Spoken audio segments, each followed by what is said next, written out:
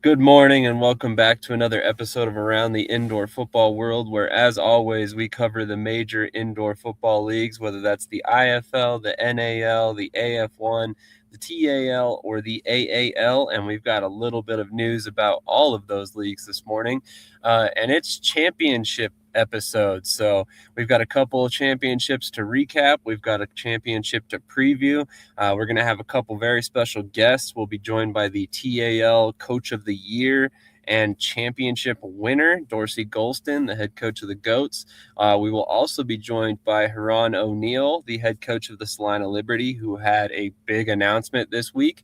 So we'll cover that as well. So stick with us. There's a ton to talk about today. I actually had somebody reach out and say, is this going to be a shorter show?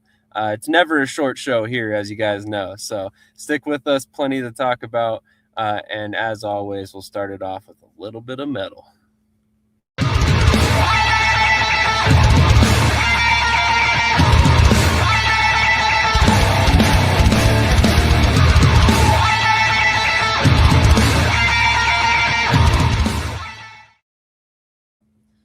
All right, just before we get into it, I apologize about my background this morning. I'm actually at my day job at the moment, but still pulling double duty here. So, Krish, how are you doing this morning, man? Thanks for joining me as always.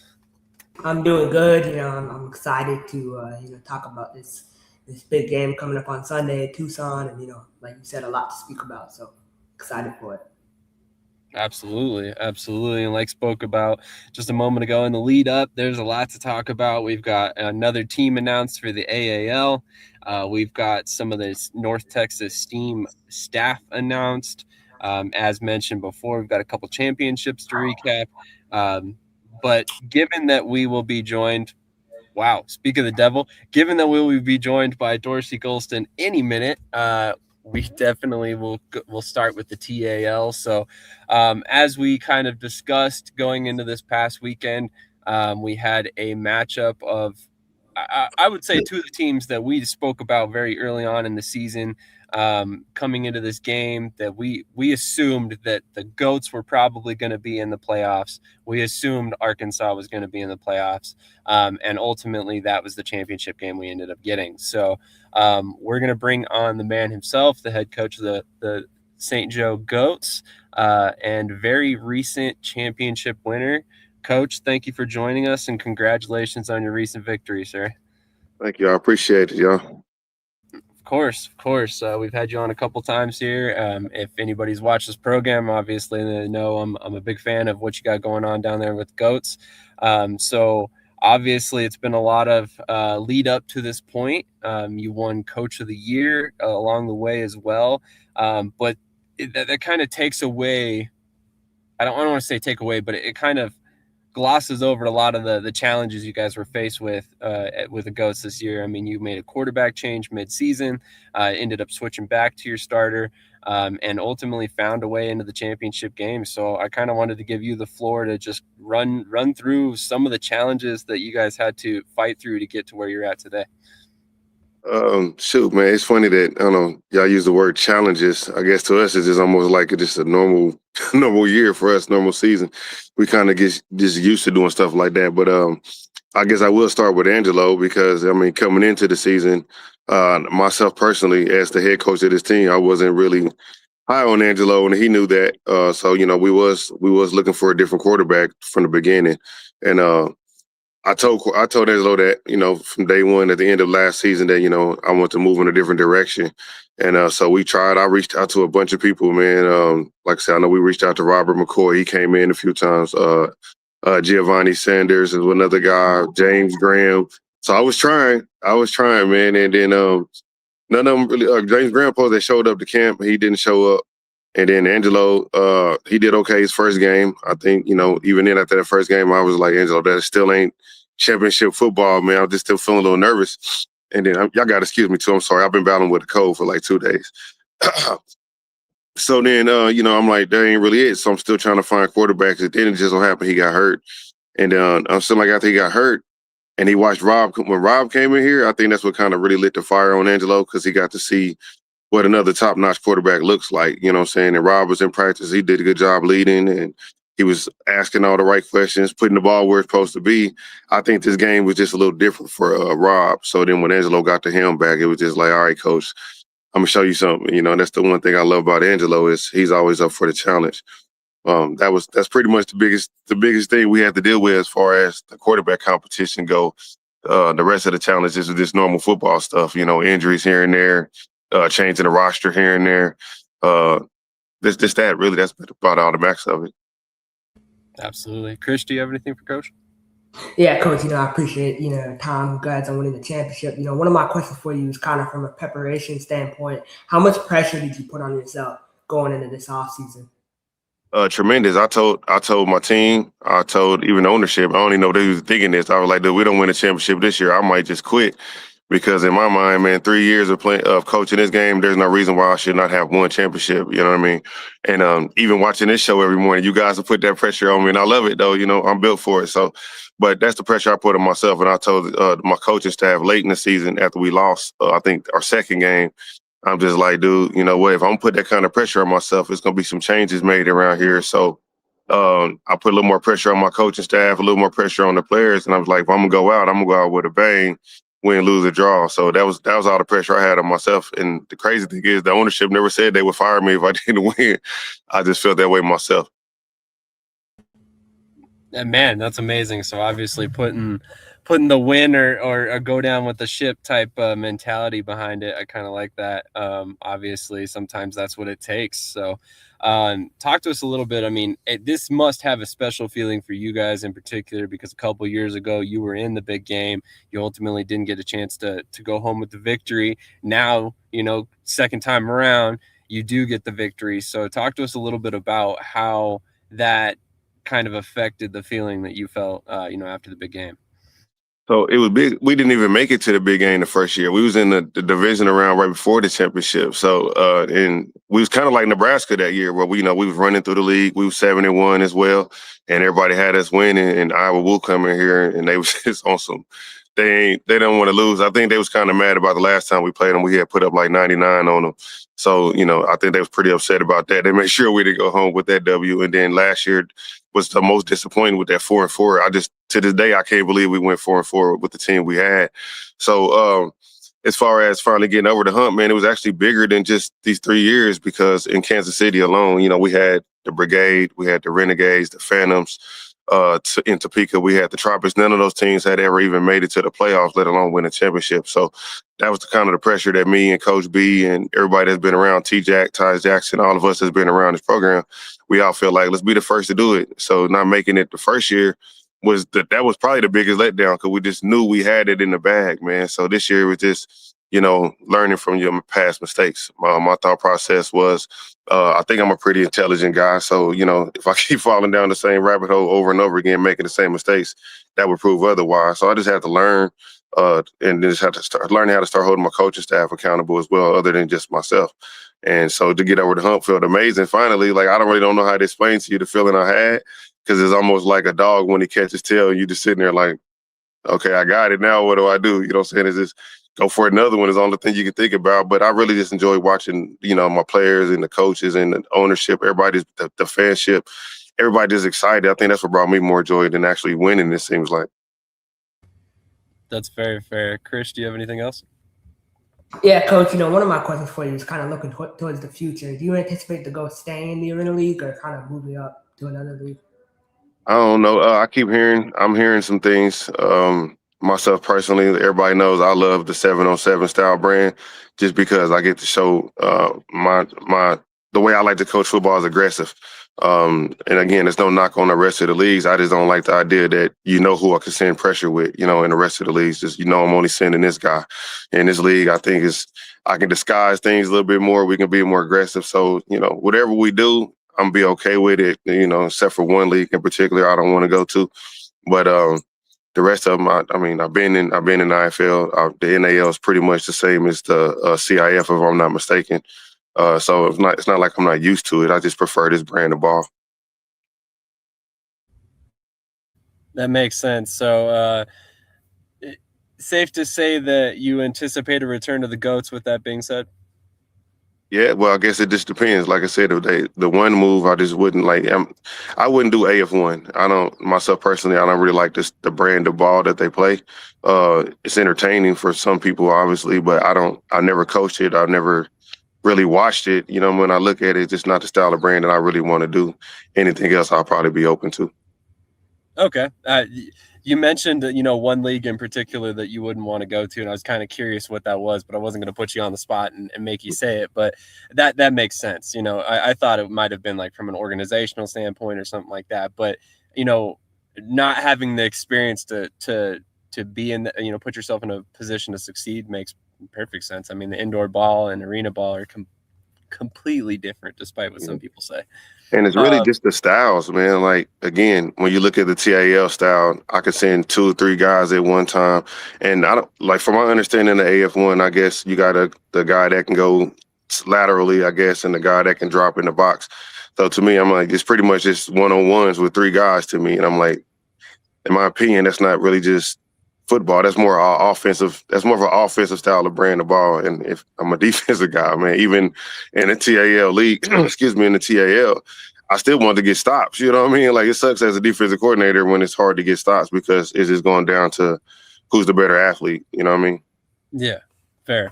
And that is 100% the case. I mean, they're very limited in what they can do with the linebackers, and it ends up one-on-one in the secondary. So with that being said, I wanted you to take a moment and kind of speak on your coaching staff. I know you mentioned a couple men that are no longer with the team. Who helped you out the most in 2026, and just who, if you don't mind listing your staff in general so everybody's aware. Yeah. So my offense coordinator is Tyrone Groves. Really good friend of mine, like a brother to me. We did semi-pro together, man. When I hired him as the offense coordinator, everybody thought I was crazy because he played safety. He didn't play no offense. Like, I don't even know if he really knew anything about offense. I just knew he had a really big brain.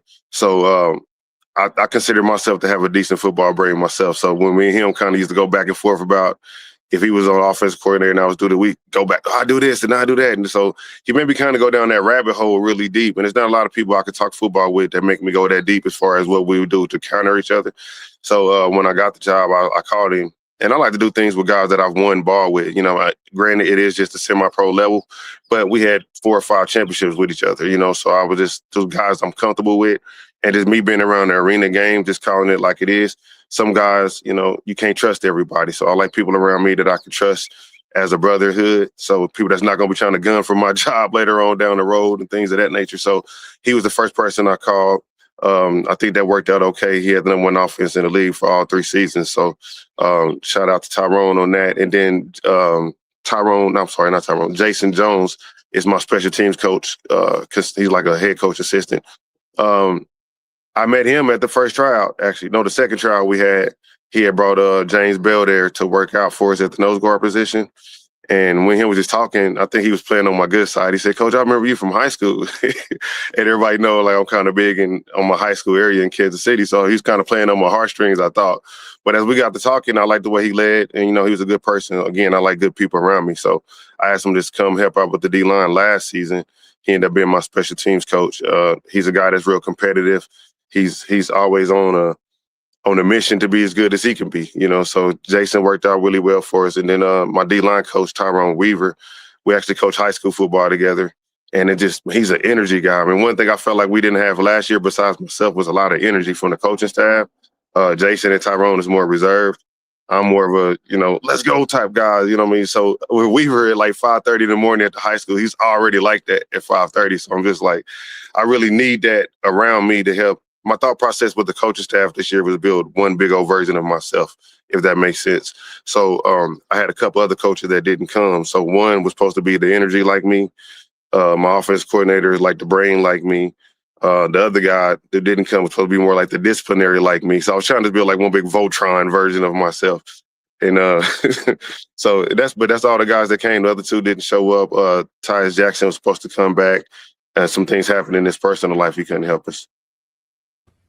That happens sometimes. I mean, obviously, coaches at this level aren't making millions. So, Right. Sometimes you have to set it aside for your personal life. So Unfortunately, we hope everything's going okay for Coach Jackson at this point, and hopefully he can return to coaching at some point soon.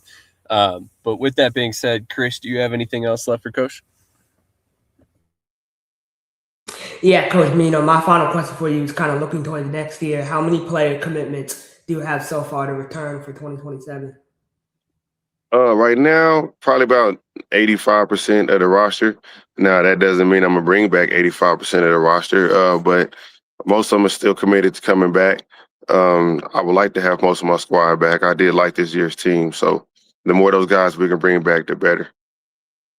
But I would like, some of those guys we're trying to see if we can get some Canada action, some Mexico action, things of that nature. See if we can get some of these guys moved to a different level outside of arena football. I did just find out one of my players a player that I played with in college is the head coach of a Canadian team. So I'll be reaching out to him a little bit, see if we can get some guys there. Who's that? Corey Mace for the okay. Saturday names, the Saskatchewan Rough Riders. Yes, sir. Yeah, me and him came out of Wyoming the same year, so. Okay, that makes sense. He's had a great career up there, so definitely a good connection to have if you're trying to send players outdoors. But with that being said, given that we're mentioning players that deserve to be outdoors, Krish actually recently just put out a list about IFL players that deserve to be outdoors. Who are a couple guys on your roster that you see deserve that shot? Definitely Joko Willis. Boo Smith, man. Boo Smith, he always just wanted to stay here. It was either us or the NFL for him. So I talked to him the other day. I think he's a little more open to doing some things. So Boo Smith, Ryan Martinez. Trying to think off the top of my head right now, this roster. I'm trying to think of the roster. Joko already said. I think Jalen Knox last year on our team was a guy that could have went somewhere. Don Marshall and AD Ely for sure. There was pretty much all our receivers. I think they could play somewhere. If it's not outdoors, it could be another league of arena game. I'm tripping. Darius Lorfield's number 0 out of Bowling Green. He came to us straight out of college May 8th. So he graduated. So I think those guys have a pretty good chance of playing some ball if they get a good look. There you go. Krish, anything else for Coach? Yeah, Coach, talk about Boo Smith for a sec. I know you mentioned him, like his commitment to the program and kind of building it up with you. Like, how much does that mean to you? It means a lot to me, man, because those dudes, they've been here since day one. And Boo, man, I know his phone rings all the time. Same with Martinez. They phone ring all the time. People trying to offer him more money than what I can give them. But they just stay loyal to the soil, man. They stay loyal to me. They stay loyal to the team. And they like, Coach, man, I know you can't, but we just like it here. And they want us to win here. So, man, that was just a thing. And now that they got on one, I want to see one of them could try to do something else, man. I appreciate them and the loyalty that they have towards me and the team. It's just, I understand as a player, man, you only get so much time to play the game that we love. And you want to try to play it at the highest level you can play at. Indoor ball is cool. And to me, I always looked at arena ball as something that you do when you love it, but I don't think it should be an end goal for anybody, unless you just get to that age where it's just like, I'm 30 years old, NFL is pretty much out the picture at that point. And then, maybe Canada, maybe. So then you just kind of playing it for the love of the game. So, no, it means a lot, man, for Boo to stick around because I know we talk about it all the time, man.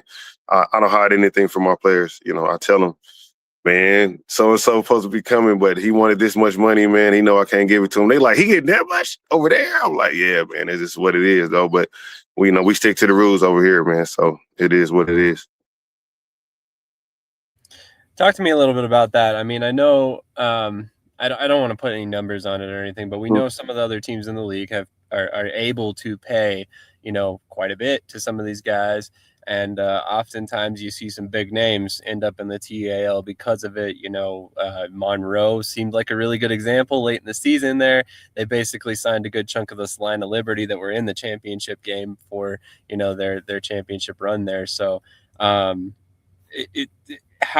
difficult can it be to recruit against some of these teams that do have the resources like that behind them?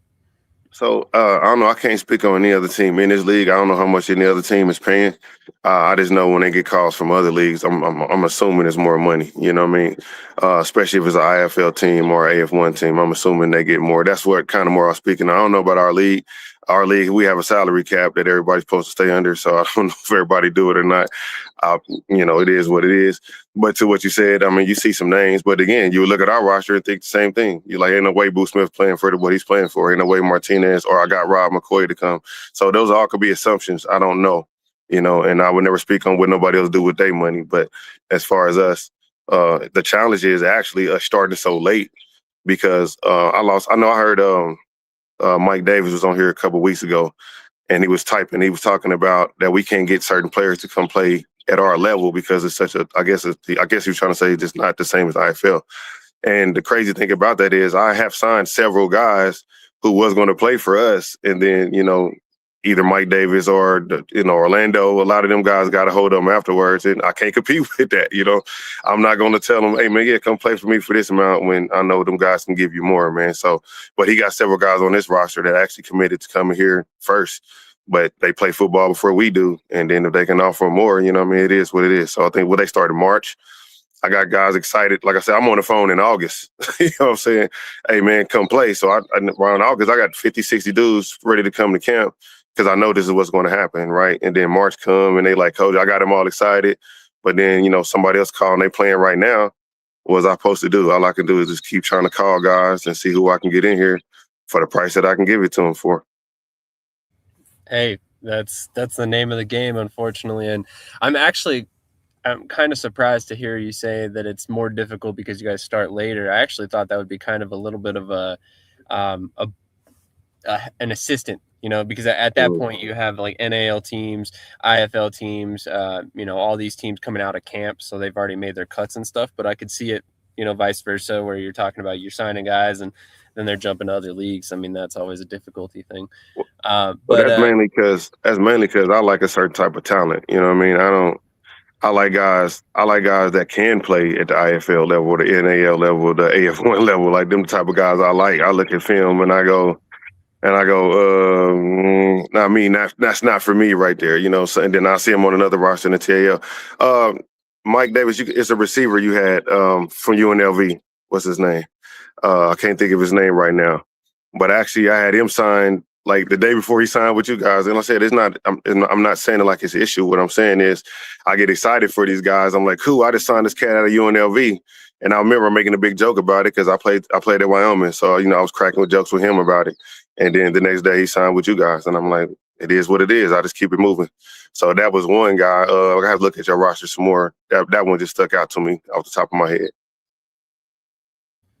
I do not recall his name off the top of my head, but I do recall them having a receiver. And y'all talked about it the next day on this network too. I was like, oh my God, it's all good. But Orlando had one too. We had a safety out of Missouri that was gonna come play with us. I think his name was Gillespie or something like that. Is that you say his name, Gillespie? Yeah, he was one. We was gonna sign him, and I was on the phone with him like the day before. And then when he said how much he was getting, I'm like, boy, why you talking to me still? That's fair. That's fair. A comment here from Matthew Steeple. The TAL is more of a flag football and pads, but it reminds you of the CIFL 7-man league. With that league, you had 3 linemen, but 1 was eligible. Similar, I guess, a little similar. I actually like the TAL style of play because it allows a lot of flexibility with schemes and the way coaches attack things.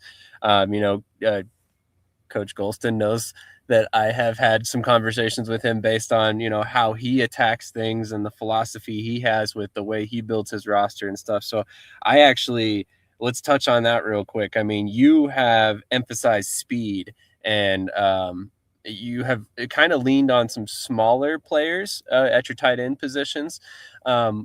Why do you lean that way? I know, obviously I know the answer. We've talked about this, but I'm curious to kind of hear it if you're comfortable saying it on camera.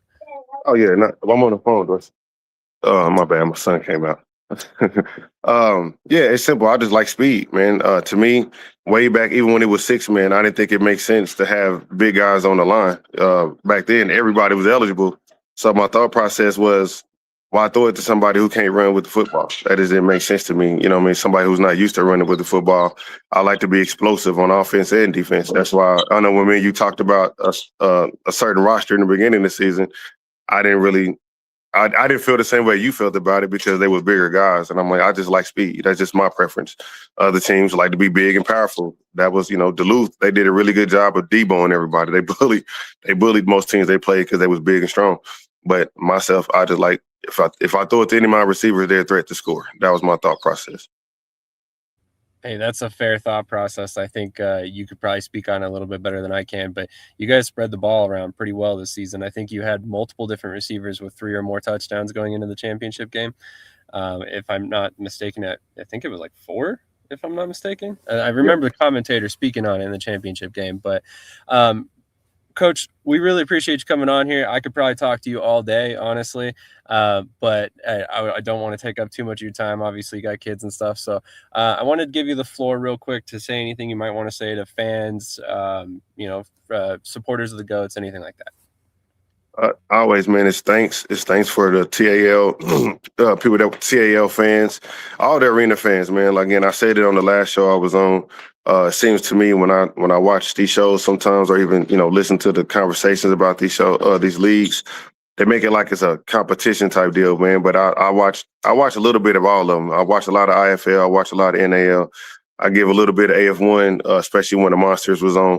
But man, to me, I think the indoor game, arena game can be bigger than what it is right now if we all just kind of, celebrate each other. It is what it is, I think it's some good teams in all those leagues, some good players in all those leagues. So if you are somebody that's watching, if you only seen the TAL, check out some of the rest of them. See the difference in them. To me, if you want to see more polished ball, then you look at the AF1 style. If you want to see athletes with a similar game to ours, but at the same time it's more different, it's closer to the NFL style, then look at the IFL and NAL. And if you want to see what everybody consider flag football, I don't necessarily see it that way, but at the same time, that's what the TAL is for. It's a lot of athletes all over the place. It's a different game. No kicking. I think that's major. When I talked to the owner who created this league, he didn't like kicking. He said he lost 3 championships because kickers went wide right. So that made sense to me. You know what I mean? Then, some people don't want to see linemen on the field. They rather see people that can catch the ball. So to everybody out there, man, I just say support all the leagues, man. Support these coaches. I'm a fan, man. I'm a fan of all the coaches in all these leagues. Some of them I played with, some of them I coached against, some of them I played against. So I'm a fan, man. It's not no hate in my heart, man. I watch the shows and I sit back and I listen and I use some stuff as motivation. Nebraska became the team to beat at one point and well deserved. They did. They came out and they put belt to a lot of people. But so, that's really all I got to say, man. Support one another. Shout out Jesus Christ and keep on rocking, man. That's what we do. Definitely. Thank you so much for your time this morning, Coach. And as always, we have nothing but support for you. So best of luck in the future. And we're excited to see where the GOATs end up in 2027. I appreciate y'all for having me. Thank y'all. Definitely. Have a great day. All right, you too. Oh, all right. And it looks like TJ is joining us now. He woke up from his slumber. No, I'm just kidding. Awesome. Perfect. So with that being said, let's go ahead and get into the recap of the TAL championship. Probably could have asked him a couple more questions about the game, but let's go ahead and give our general feelings about the game, how we felt it unfolded. Were you expecting the GOATs to win? Ultimately how that all looks, but I will be right back. I got to pop off. I'll be back in about 2 minutes. Yeah, I'll kind of kick it off. So, with Arkansas, I mean, I've been saying since last year, they're so one-dimensional offensively, right? Like Ambrose and TJ, you've been saying this all season too. Like, I mean, he looks like 20 pounds overweight. So all he can do is stay in the pocket, right? He can't get out the pocket. He can't throw. Dilworth he lost steam in the second half of the game. So I feel like, Arkansas just got out schemed. They got out coached. And obviously I'll break it on the show, right? They're leaving the Arena League per multiple sources. It's unclear where they're going, if they're going IFL, NAL, AF1, but Arkansas will not be a member of the TAL next year. And I think they kind of knew that going into this game. So I wonder if that, affected the outcome at all, in my opinion. So what about you, TJ? What are your thoughts about Yeah, I mean, I don't think it affected them too much. I mean, at the end of the day, you're still talking about a chance at a championship. So, players, I mean, they don't really care. I mean, most of them are on 1 year contracts, so they kind of assume one way or another they may not be here next year anyway. So they play every postseason, especially game like, it's their last no matter what.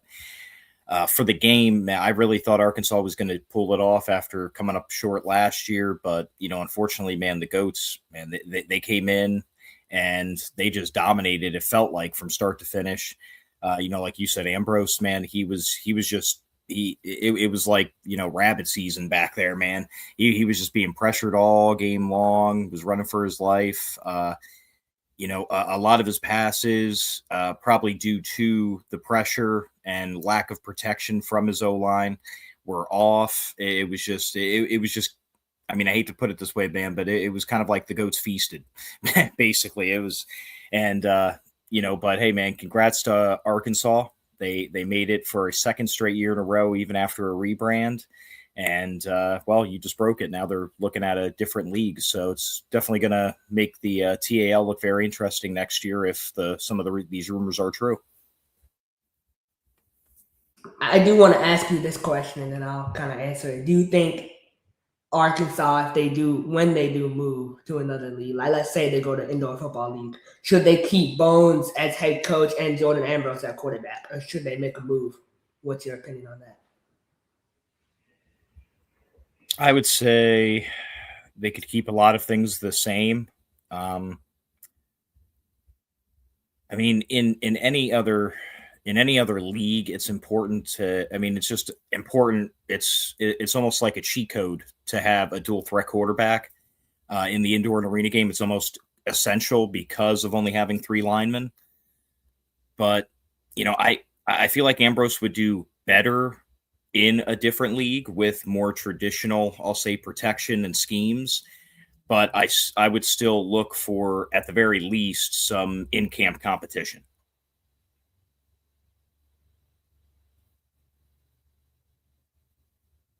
I would agree. In my opinion, I think, you want someone to do a threat quarterback. I would keep Bones unless you can get someone like, if you join the IFL, if you can go after someone like Coach Chin from Vegas, or, someone who's been currently in the league for multiple years and dominating at a high level. I would keep Bones because Bones has that indoor football league experience. And I think, we talk about that being a big factor. But I mean, what league do you think Arkansas kind of fits best in your opinion?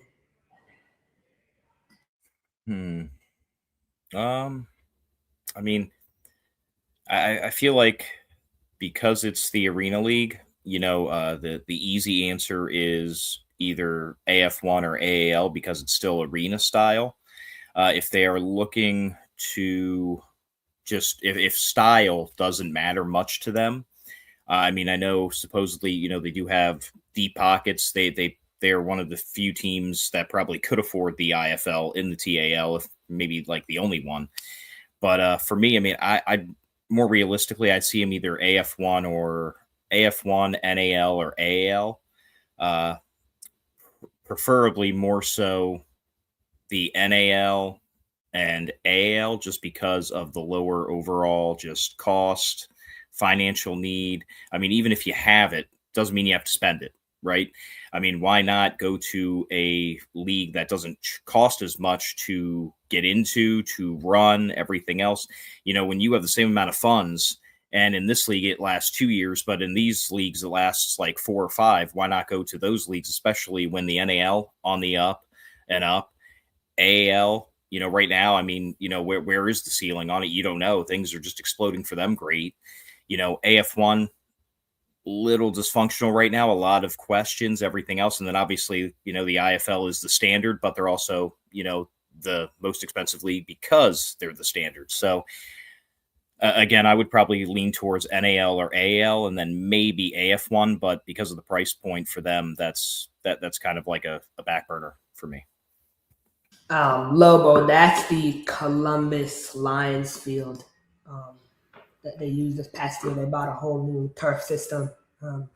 Roger Beck kind of went out and, got new turf and made it look professional. So, a lot of respect for that. for the AF1. I don't know, man. I feel like they should join the indoor football league. Like I think that just would be a great fit for them. I look at their setup. Do you think their current arena is the right fit for the indoor football league, or should they move to another city in Arkansas? What's your opinion on that? Well, again, I feel like they're maybe the only team or one of like two teams in the TAL that could probably just seamlessly move over, keep their current venue at least for year one, especially, in terms of the IFL. But I think in other leagues, it'd probably be a good venue long term. It's just, again, the IFL is top notch. So they may, say, okay, we'll let you slide this year, or, just see how it is.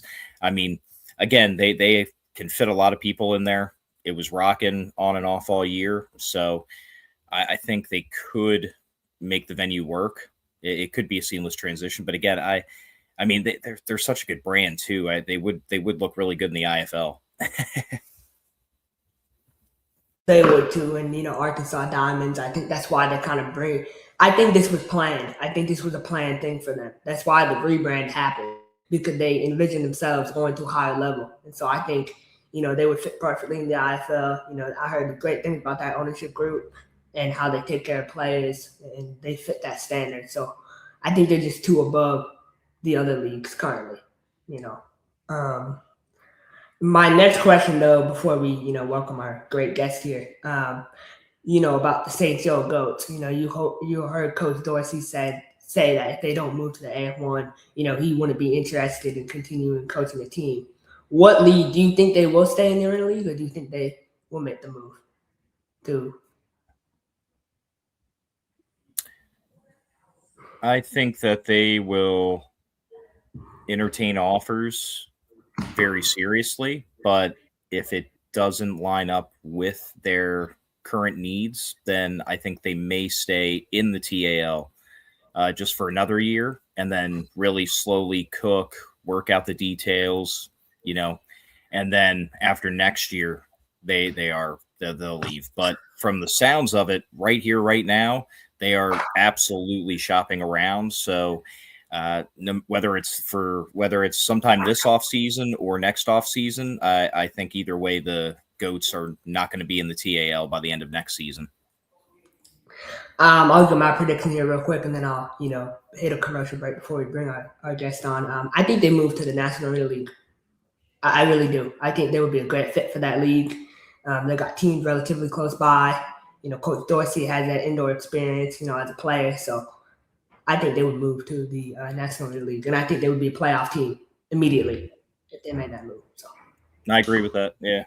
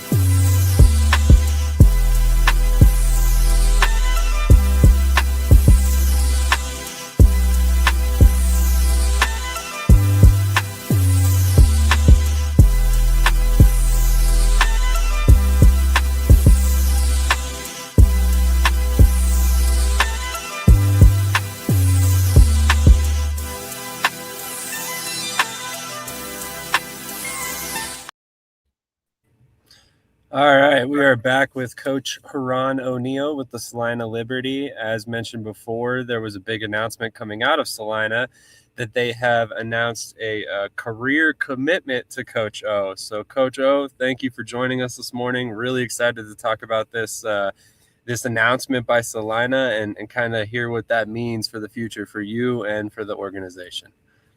Thanks again for having me on, and definitely willing to elaborate as much as I can on that for you guys. Awesome. Well, first of all, how are you doing this morning, Coach? Oh, it's early out this way. It's 7 a.m. So it's definitely an early morning. This is the first thing I got going for today. I got a couple fantasy drafts to do, one at noon, one at 4. So pretty exciting day for me this way. Very nice. Very nice. Are you back in Montana? Yes. Yep. Very Back nice. in Billings, Okay. Montana. Very nice. That explains it. I was going to say you're in the mountain time zone, much like myself, so that explains it. But let's get into that announcement a little bit. I mean, obviously, anytime a team announces a career commitment to a coach, that's big news. I mean, obviously, you already know how I feel about it. I think it's the right decision by them. You guys have done great things in Salina ever since you took over. So, speak on that agreement to ultimately say, hey, I'm tying my career to Salina. Well, basically, what it truly means is as long as we have this ownership group, I'm their coach. We worked out parameter of many years, 10 to 15 years. And as long as they're the owners, I'm their coach. If they do decide to sell a team, which nobody's ever talked about that, once that new owner come in, he would have to take my contract for sure 2 years. So it gave me the stability in which I was looking for. I've been committed to Salina. They've been committed to me. It was just the right thing. The timing was right, as well as they put some other things in the contract to make it more conducive to live and things of that nature. So I was very, very excited to get it done. I mean, it took some time to, work all the parameters out. I mean, a deal of that magnitude, when you're willing to put your whole, basically you going all in, it was, everything had to be right. It couldn't be one-sided that, they got everything they wanted and I didn't get anything or anything like that. We both got exactly what we wanted and what we asked for. And it was just, for me, that stability means everything. And I mean, it's unprecedented in this indoor league and IFL in the NAL or the Arena League. I've never seen a contract signed like it. I think it's this first of its kind. So glad to be a pioneer on that as well. Yeah, I think you said it best. I mean, I've only been covering this game for about 5-6 years now, but I don't recall ever seeing anything like this before. And granted, there are some coaches out there that we kind of know are never leaving their jobs or, never leaving those teams on bad terms anyway. So, I mean, there are some situations like that, but I've never seen an announcement like this before. I mean, that to me speaks volumes to how the ownership feels about you as a coach, and that they're very adamant that this is going to be the situation moving forward in the future. So I felt like it was a really good move from them. And then, obviously I think it's a smart move because you obviously are promoting stability for the long term with the franchise. So, talk to us a little bit about how that conversation was broached. I mean, was it something you brought to ownership? Was it something they brought to you? Well, I mean, they know how I felt, how I feel about the Salina Liberty. That has been there from day one. With the ownership group, they've always, we've talked about it, but never in the instance of something of this magnitude. We usually just do, 2 to 4 year extensions and things of that nature. So I really can't take any credit for it. It's more so the ownership came to me with a opportunity for it. I mean, when the president of the ownership group, Dan Menacina, he presented it to me, it was just, I was like, whoa, I'm thinking 2 and 3 years. I didn't think anything about, this whole legacy or franchise contract. So it took me some kind of like, what's really going on? And then once I start to see, because it took probably about 2.5 months to get done. Usually my contract is really done within, 2 or 3 days. So just all the things that they put in it, it took a little bit longer. It was definitely different for me. I've never been approached on anything quite like it. Like I said, I've been in indoor football 21 years and I've never heard anything like it. So all I said is throw your offer out. And they came with all these pages, and it kind of took me by, I was not ready for that at all. So I got to give all the credit to the Salina Liberty ownership group with, putting that out there for me. Absolutely. That's fair. TJ, do you have anything for Coach O? Yeah, hi. Thanks for coming on, Coach. Thanks again for having me. Oh, absolutely. After this, now that this past season's over with, what was it like, just the whirlwind of it all, and also, the first season in the NAL? Oh, it was exciting to get back to indoor football, incorporating the run game and things of that nature, and the different rule sets coming in from, the other league that we were in. It took some adjustment. I'm not going to lie, it did. But once we kind of got a game or two under my belt, I say, it kind of is like riding a bike. You never forget how to do it. So very excited to be in the NAL. Brandon Eichert is doing a great job of promoting the league, getting the sponsorships, corporate sponsorships, and, us having our TV deal, things are looking brighter and brighter every day. But directly after losing the championship there by, I think it was by 4 points or something like that on the last play, first I had to take some time just to, recharge the battery, so to say. So I went back to Chicago for a little bit, and then came home here to Billings, Montana, and just regroup, so to say. I mean, you go all the way and everybody wants to win a championship, but only one team can win it. So hats off to Southwest Kansas and Gary doing their job. Coach Gary did a great job. His staff did a great job. They won the football game. They're the national champions. So you got to process that. You can't just get right back to doing what you were doing before. So I took some time off, probably about 2.5 weeks. And then I started to look at our team, look back at the film, see what players fit what we're trying to do moving forward from as far as a nucleus standpoint, players that was already with the Salina Liberty, then kind of just hit the recruiting trail. So we definitely open for business when it comes to recruiting. We'll start announcing some players here next week, and some pretty big guys coming back. So I'm very excited with the future, not only of the NAL, but the future of the Salina Liberty. Definitely, and honestly, that's one of the things that we've been very supportive of. It seems Eichert does a really good job of developing the business side of the league, and it seems to be impacting it in a positive manner moving forward. But let's talk a little bit about that championship game. Obviously, it ended up, you could call it whatever you want, the Kansas Clash or whatever you really want. There was a bunch of names thrown around about it, but what was it like for you to play a team like Southwest Kansas that I think you guys have played like 10 times in the last 3 seasons alone? I mean, so you and Coach Thomas, you've gone back and forth. I think it was literally an even record heading into that game, if I remember correctly. What's it like to face a team that you know so well like that? Well, I mean, that organization in general, I mean, we've played them since I got into I used to coach for that team, so as a defensive coordinator. So we've played them every year since I've been in the CIF, as well as the AF1 Arena League, and now the NAL. So I've been going against them 7-8 years. So it's always been a battle back and forth, and that's due to, Coach Gary, Coach Sheck, those guys. They can coach their butts off. They can recruit their butts off. They have a great ownership group. Jamie is a guy that I know. He was there when I was there.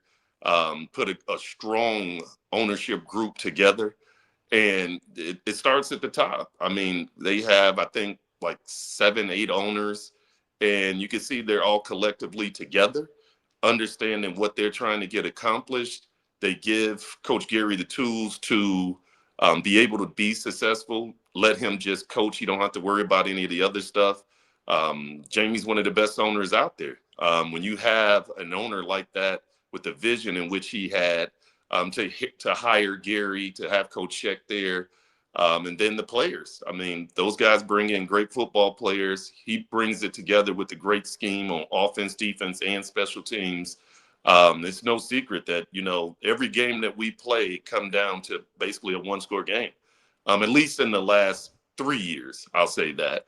And right now, I think that tied the series between Gary and I, if I'm not, well, actually, no, I think he's up one because they swept us this year. They beat us all 3 times. So it's definitely been, a battle. It's not been easy, but it's fun. It's definitely fun. I mean, it's cool to have our fans be able to go down there because it's only a 3-hour trip and their fans to come down to us. So to have a national championship game in Kansas, I thought it was, just the cherry on top, so to say, of the year. And it was a good football game for all those that were there and seen it on TV. I mean, I didn't hear any complaints about anything. I mean, somebody's got to lose the game. Somebody's got to win the game. So I thought it went down to the wire, the last play of the game, to decide who can be a national champion. I don't see anything that can be too much better than that. No, and I think I told you privately that was one of the best championship games I've ever watched from a fan's perspective. It was fast-paced. There was plenty of action. Like you said, it came down to the very last play. The crowd was in it the entire time. It was a great game.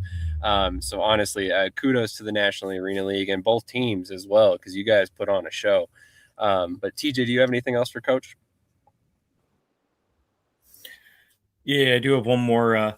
You kind of touched on it with the NAL, the great leadership that they currently have, and all the, sponsorship, streaming deals, things like that. Do you feel like not just the NAL, but really the whole sport is kind of primed for another, rise or spike in popularity, like back in the early to mid 2000s? I do. It's a lot of good leagues out there. I'm just thankful to be in the NAL. The thing that a lot of people don't know is the tedious work that Brandon Eichert does. He's always working some type of deal. He's looking to get better in every aspect. I mean, just the meetings that we have each week. I'm on those calls now with, the owners and just seeing the direction of what we're trying to do, how we're trying to get it accomplished. It's all itemized out, it's organized, and he's a grinder. He's not a normal type commissioner.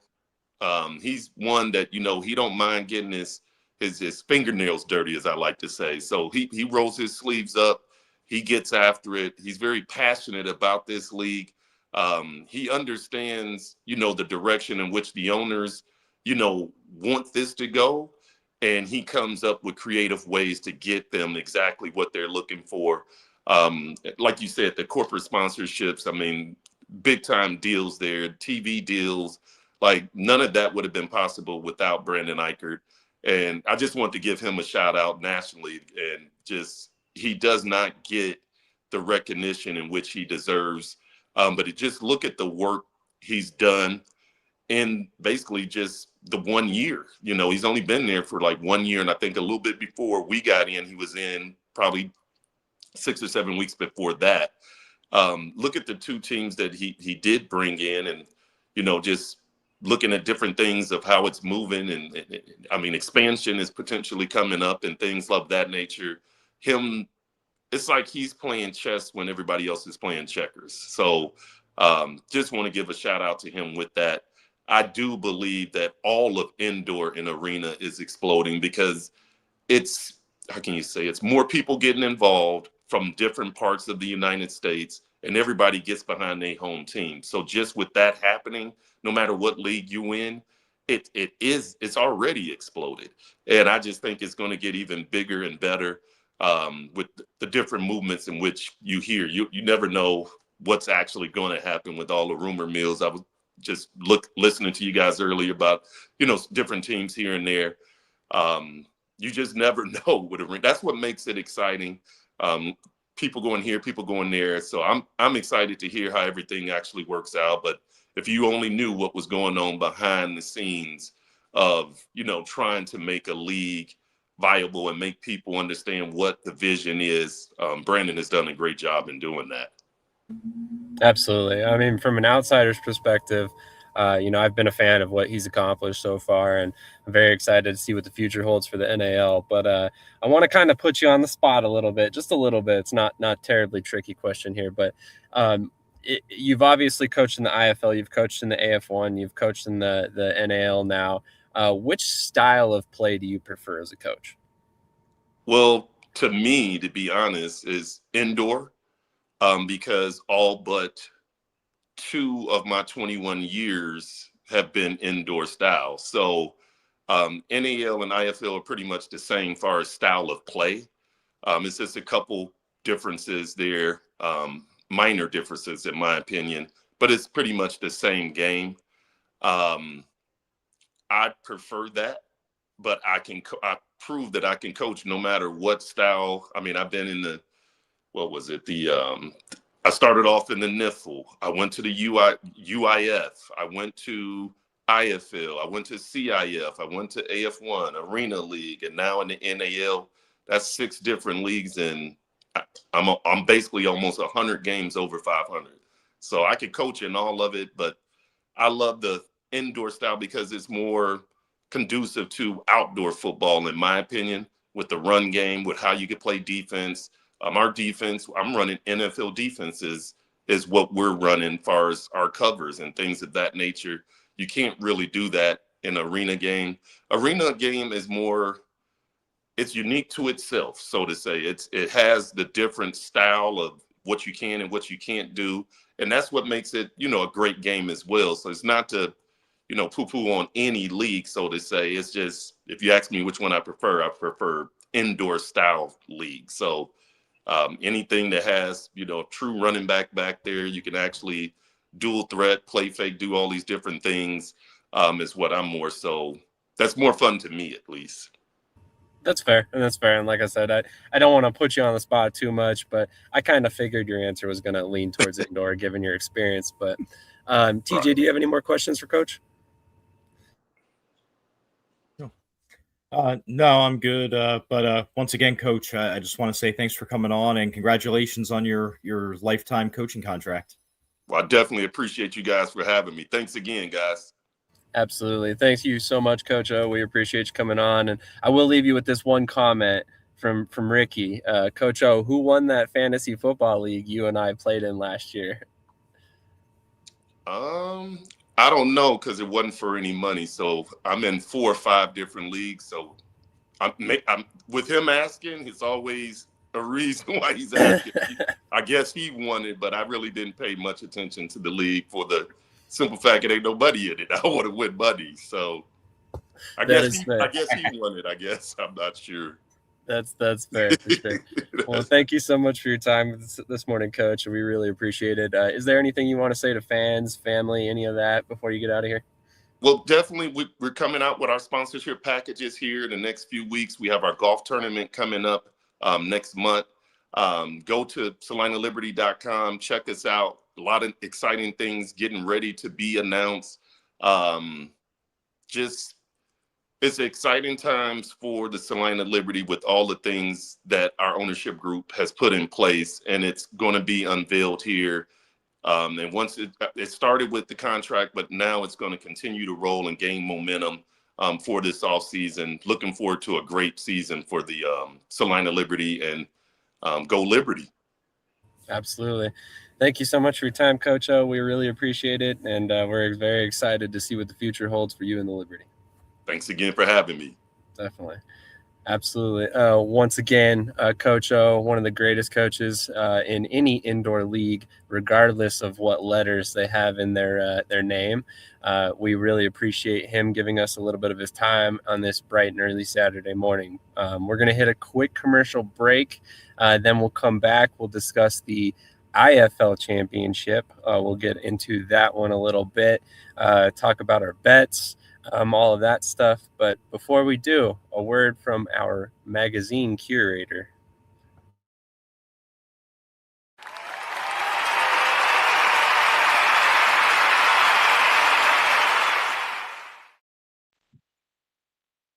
Hi, everyone. This is TJ from Shady Sports Network. I am excited and proud to be the first one to announce that we as a network are introducing a digital magazine, official one called Shady Sports Magazine.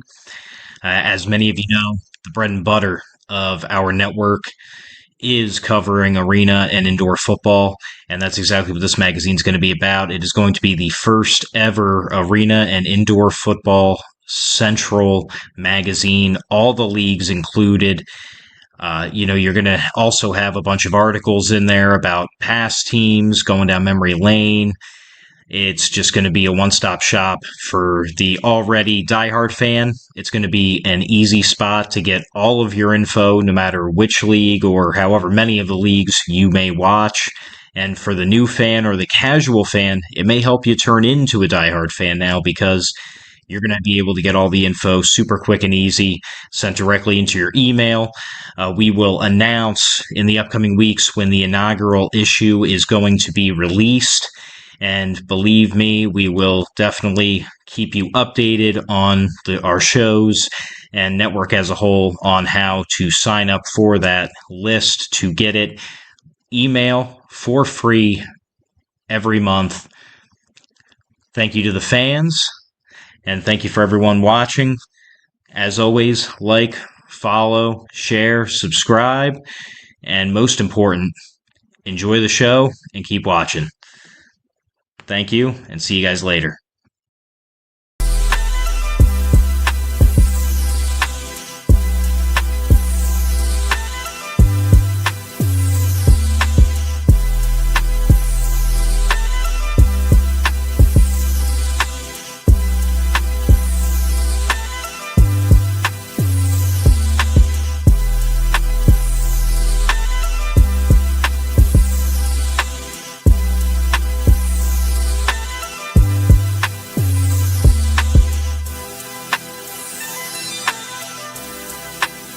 How many times a week? Like three or four times, maybe. I'm gonna pump those numbers up. Those are rookie numbers in this racket. Yeah, so we'll get in the championship game here soon. I just want to cover a couple of different things and kind of get your thoughts on some things too. So off the bat, we know Savannah's coming in the league, and it's widely expected they will be naming their next head coach here on, I believe, next week. It's expected it'll be Clay Harrell, who's the defensive coordinator down in Jacksonville, right? He's coming over to be the head coach in Savannah. He'll be a first-time head coach. What are your thoughts on that hire, and kind of was it a good move for them as a year-one franchise? Yeah, I mean, I like the move. It'll be interesting to see. If normally when that happens, some players, especially on that side of the ball that the coordinator coached, when he becomes head coach somewhere else, they tend to kind of follow a little bit. So it'll be interesting to see how much of a trickle effect it has on Jacksonville's roster as well. But I like the move. Savannah's coming in as a new franchise, giving a guy an opportunity to be a first-time head coach. Hey, he has some experience, and I say it's a great hire, and it'll be interesting to see how Savannah does. Sure. Yeah, no, I think I'm excited for it. I think the biggest thing for him is he just needs to go out and hire quality OC, right? As a first-time head coach here, this is for anybody in the league. I'm sure Coach Davis will say it too. Like, you're only as strong as your staff, the people you surround yourself with. So, he needs to make sure, he goes out and he puts together a good group of coaches around him. Another thing I wanted to kind of get your opinion on, though, because, I know you're a big diehard day one Vegas Nighthawk fan. As free agency kind of approaches, what positions do you want to see, the franchise kind of address going into next year?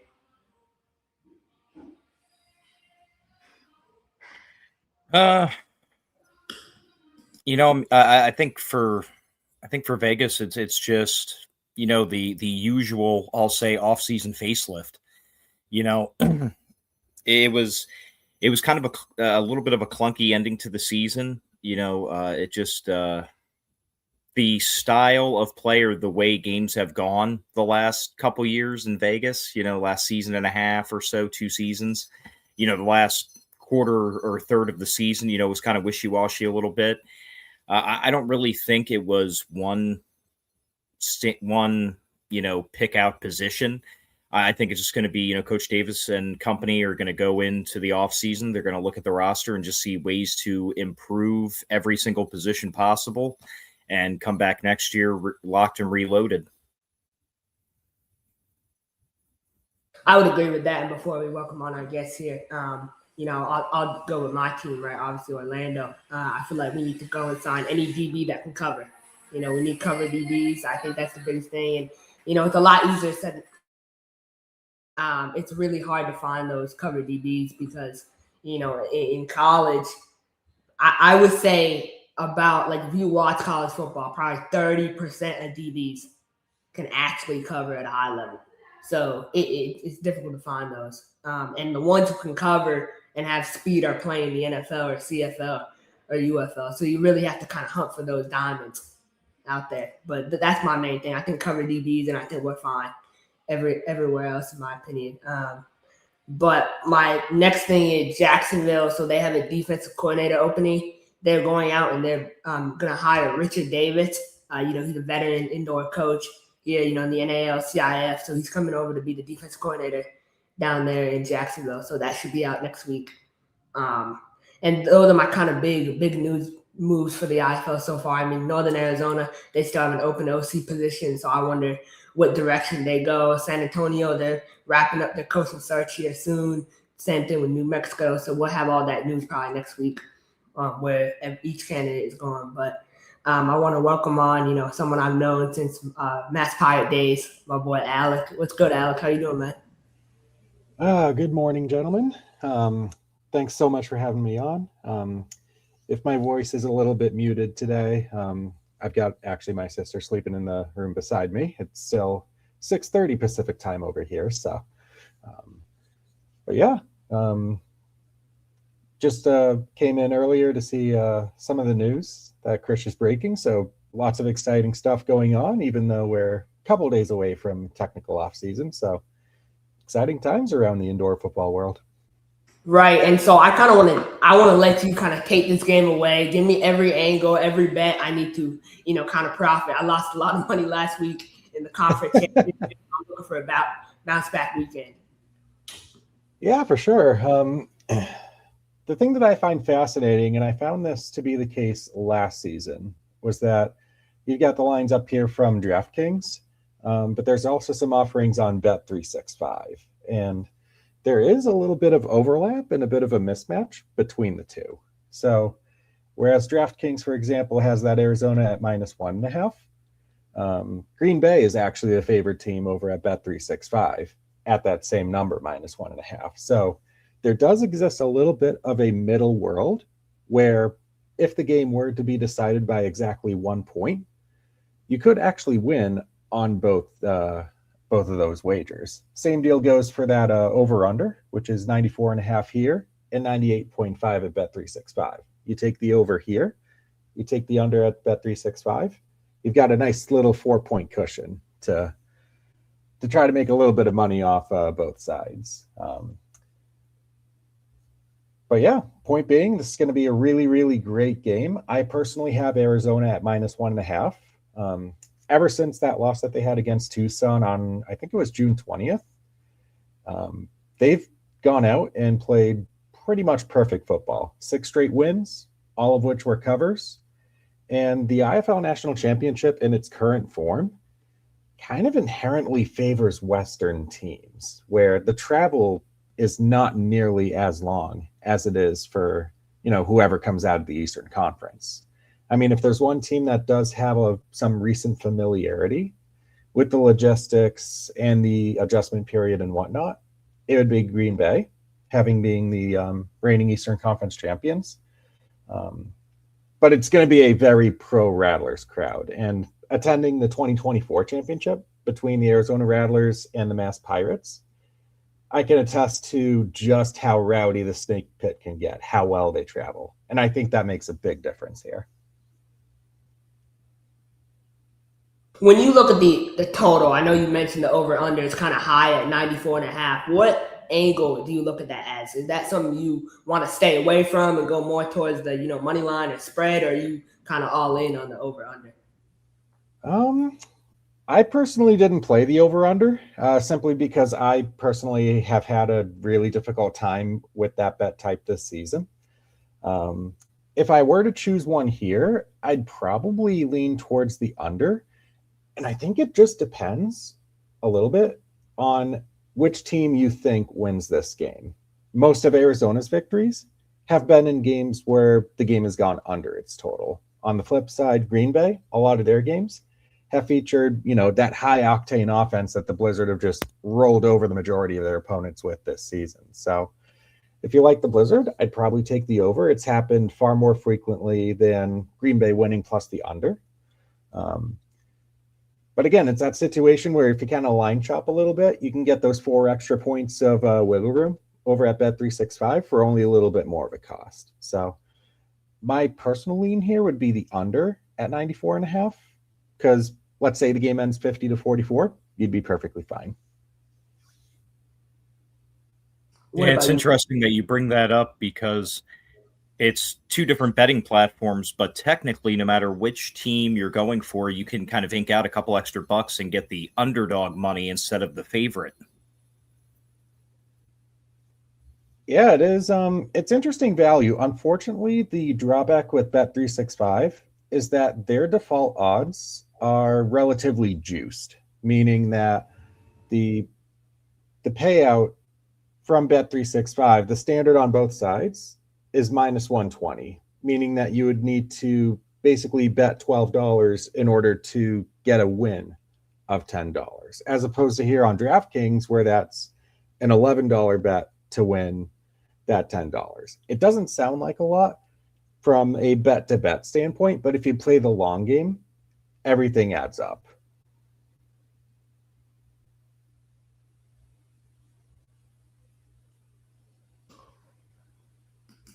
TJ, I kind of want to get your thoughts too. What picks are you making in this matchup? I'm going with Green Bay for the game. Again, last year, man, they were so close. Obviously, as a Vegas fan, I'm happy they were only close. But you're realistically, you're what did it come down to? Like a half a yard or something like that? Like Green Bay could be going for back-to-back championships. They're a half yard away. I think last year's experience and last year's, so close but so far away, that's going to really drive them. It's been driving them all this year. They have a chip on their shoulder. I think they're going to pull it off. The over-under, I kind of want to say over, just because I feel like that is how Green Bay is going to win. They're just going to try and put up as many points as possible, because if you get above that 40 to low to mid 40 point range, that seems to be Arizona's sweet spot and comfort zone. You saw it against Vegas. They put up into the 40s, only allowed 30s. That's their comfort game right there. So I think Green Bay, they're going out and trying to score because they know the higher the score gets, the harder it is for Arizona to keep up.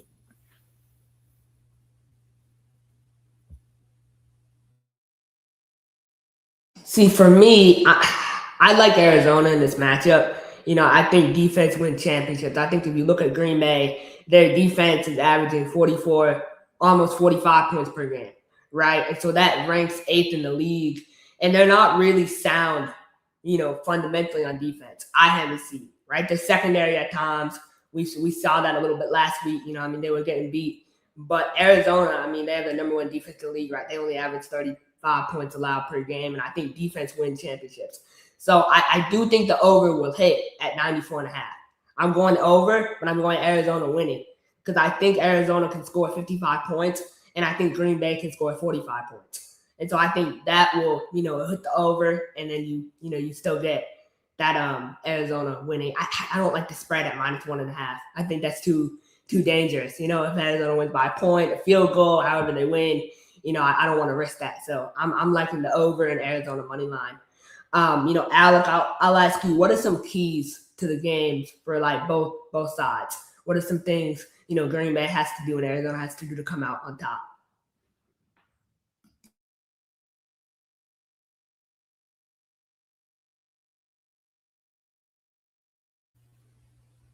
I guess I was muted there. Apologies for that. But yeah, you had mentioned Green Bay's defense. I think that ultimately comes down to be the X factor here. They were able to get away with a little bit of, for lack of a better term, a lackluster showing in their 2 playoff wins. They just, rode the coattails of that explosive offense to wins of 73-59 and 67-60. Arizona, as a top 3 offense in the league in terms of point scoring per game, is going to offer a very similarly challenging test. Now, if you flip those 2 roles around, you've got Green Bay's offense versus Arizona's defense, which is the unstoppable force versus immovable object quintessential example. And it's probably going to be the most thrilling part of this matchup. So what Arizona needs to do in order to come away with the victory here is they've got to stay efficient on the offensive side of the football. Max Myler has got to take care of the ball. Use his skilled position players in Ron Brown, Kimani Clark Jr., and Arlen Bruce to consistently put up points on the board. As far as the defensive side goes, just keep doing what you're doing. You allowed 37 and 36 to Vegas and San Diego, respectively, both of which were in hostile environments on the road. And unlike a bunch of teams that Green Bay is, kind of rolled over this season, you have legitimate star power in your secondary to cover the likes of Deshaun Hudson and Trayvon Alexander. You've got Carl DeCius, who's had an outstanding rookie season, as well as Yashin McKee, who was named Defensive Player of the Year thanks to his 12 interception effort throughout this regular season. So it's just a matter of, scheming the defense in a way that at least slows down Green Bay to where instead of maybe scoring in the 50s, holding them somewhere in like the low to mid 40s. And I think that could possibly get them across. On the Green Bay side, again, on offense, keep doing what you're doing. Put Liam Thompson and company in positions that minimize risk in terms of turning the ball over. I know Liam Thompson has done an outstanding job of that this season. I think just 6 interceptions, maybe a fumble lost somewhere, but still averaging less than half a turnover per contest. So don't put the ball in harm's way, because if Arizona's defense dictates the terms at any point in this game, Green Bay could be in trouble. What about you, TJ? Do you have anything kind of different that stands out to you about what each team needs to do to come out on top? I think for Arizona, they have to really get Thompson off his footing, because we saw it this season. When he gets hot and he gets into a rhythm, it's over. They're scoring 60, 70 points easy. So I think defensively, they have to slow him down.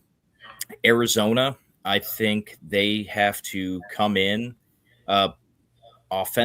defensively. Obviously, we just mentioned, they have one of the better defenses in the league. They hold them into the, mid to high 30s or low 40s throughout the season. But offensively, I think they want to play their style of game. I think they're going to try and play the long game, obviously big pop pass over the middle for a wide open touchdown. You're not going to ignore that just to milk time off the clock. But I think you're going to see a very time controlled offense. You're going to see them incorporate the running game a lot, some QB scrambles, obviously, but a lot of short passing, just get it done kind of mentality. That way it shortens the game a little bit. So the odds of them having to put up 50, 60 points drops dramatically.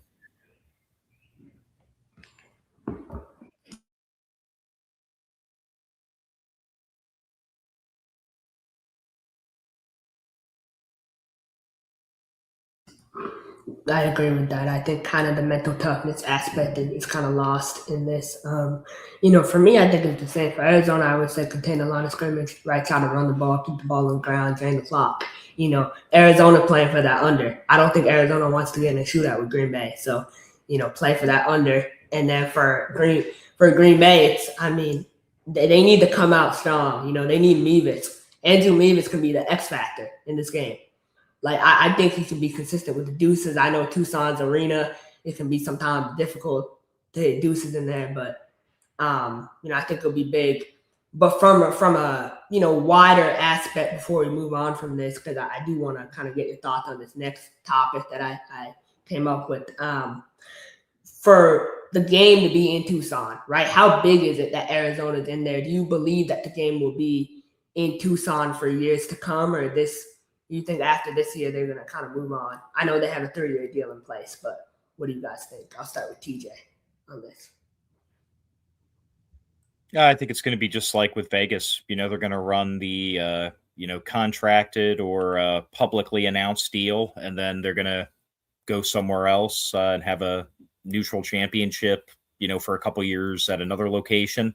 Maybe they go back to home field. I mean, me personally, I think the mutual field has helped. It's a catch-22 because obviously, in this case, it kind of helps because, again, like you said, Arizona's in, Tucson right there. But if it was, just two teams that were completely far away from the central location, it can hurt in the long run, but you already have the date in mind. You already have the location, the time. You can get your tickets months in advance. When you have the best team hosting in the title, you only have a 1 to 2 week notice. So that hurts overall attendance, everything else.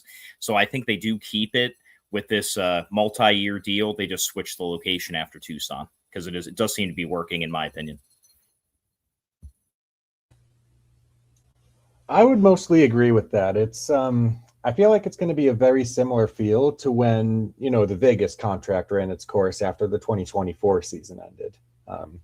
If you know anything about Commissioner Todd Tryon and, his team that, is consistently planning these things, that they've already got the division moving forward. If Tucson does wow them from, a lot of the angles that they're looking at, maybe they extend the current deal by, that 2-3 years. But if there are other places in mind that they have, like maybe one of those cities in Georgia knocks them off their shoes enough to the extent where you say, okay, maybe these couple cities could potentially host the championship. That's the decision that they're going to have to make, that we're going to have to wait upon and reflect on when it happens.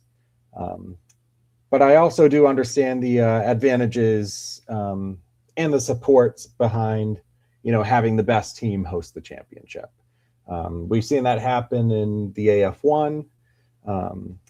It was the case for the IFL prior to 2022 as well. So is that something perhaps that they pivot back to truly reward the home crowd of the better team? One of the main things that was kind of discussed, league leadership went on a podcast here last week, and they were talking about the championship game, right? And for me, I think Tucson and Edmond and them, they're so lucky that Arizona's playing in it because, they get that fan base like we spoke about. I think the league is going to use this year as an outlier, kind of, right? They know Arizona's playing. They know those fans will be down there. Now, next year, if Arizona not in it, I think that's really the big year for them because it's the contract year. And if that doesn't go well, then I think they'll move on. And they mentioned, one thing that we mentioned on the podcast was they said they might do a championship game like every year somewhere different. So they might move, from site to site. And I could see them doing the championship game in the mall, to be honest. I think that would work out great. Honestly, I feel like people would show up. People would, be passionate about it. For you guys, let's go down the line here, like 2028 and beyond. Where do we see the championship game being held? Just name some cities or places you think could host it. Well, you know me, Krish. I've got that New England flavor. If we really wanted to think outside the box here and go out of the ordinary, why not Mohegan Sun Arena? It is a fantastic venue. It's been named the Arena of the Year on several occasions. And it would just be a great product to have for that establishment, especially considering that the Connecticut Sun, their current tenant in the WNBA, is moving off to Houston after this summer. So you're going to have to fill that calendar with some events if you catch my drift.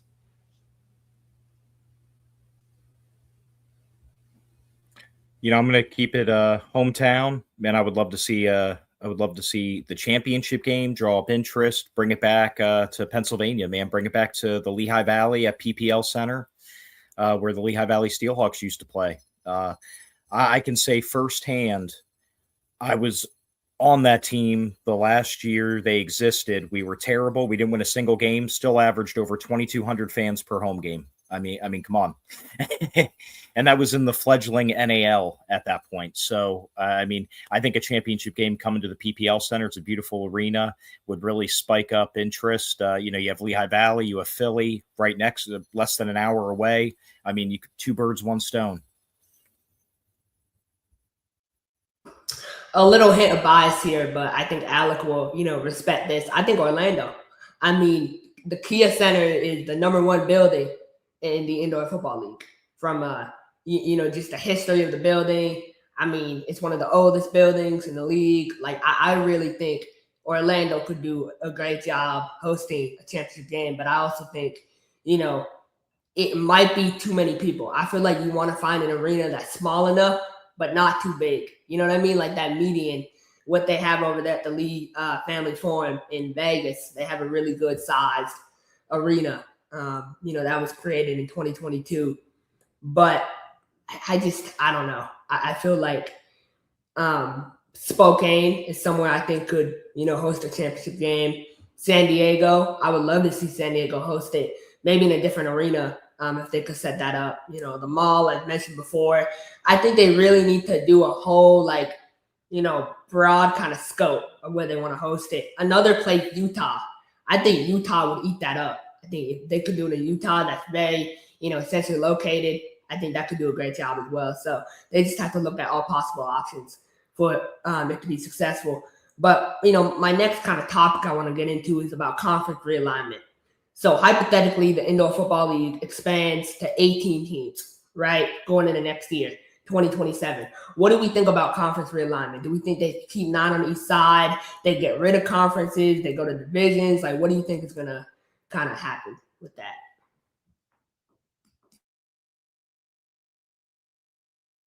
I think it would depend on the playoff formatting, because the number of teams that they allow in, that equals into a lot of the decision making. If they're only going to allow the top, just hypothetically say, for #1 seed gets a bye, then 2 and 3. You can't just have only 3 teams from a 9-team conference getting in. So, they'll expand that a little bit more. It really depends on their vision. If they want to keep it a smaller playoff format, they could separate it into divisions and say, let the top 2 of each division get in, something like that. If they want to keep it a little bit broader, expand the playoffs, keep it open more, I say you just keep it with conferences, maybe realign the conferences, but that way, say half of each conference or 5, 6 out of each 9 teams make it. That way it's not like every team makes it, but you also get a really nice tournament come playoff time. Yeah, I agree with TJ here. There's a multitude of ways that you could go about it in theory. I know when the IFL used to have, that 18, 20 team structure, they did have it aligned in divisions. And obviously the playoff format kind of changed year to year. But for the most part, you had your standard anywhere between 4 and 6 teams getting into the tournament, with buys to, the top ranked, second ranked team as appropriate. So divisions might be interesting. You'd probably have to split that up into 4 and 5 per conference if we do stick around with the 18 teams, which wouldn't necessarily be a problem as long as the number of conference games remains somewhat similar. You could still use that as a sort of tiebreaker at the end of the season if you needed to. And then you could figure, which team has to move conferences based on which teams are entering in. So, for example, if we had the 2 Georgia teams come in with Athens and Savannah, maybe you look at kicking Tulsa to the Western Conference. They already have a familiar rivalry with some of those teams as well, most notably San Antonio, who they've played 3 times in each of the past 2 seasons, I believe. So yeah, it's kind of that, each season has its own puzzle, and you try to put that together in a way that makes the most sense to everybody involved.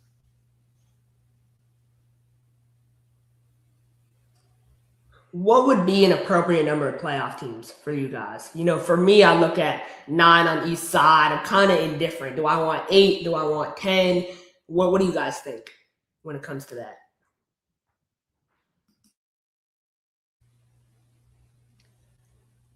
I personally like to draw the line at half the field.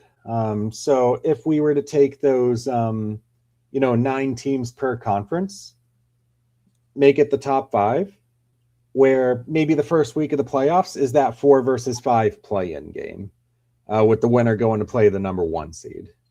And then you'd have the 2-3 seeds from each conference go as well. And if we wanted to go outside the box again and ditch the concept of, conferences altogether and just rank straight up 1 through 10, you could do that as well.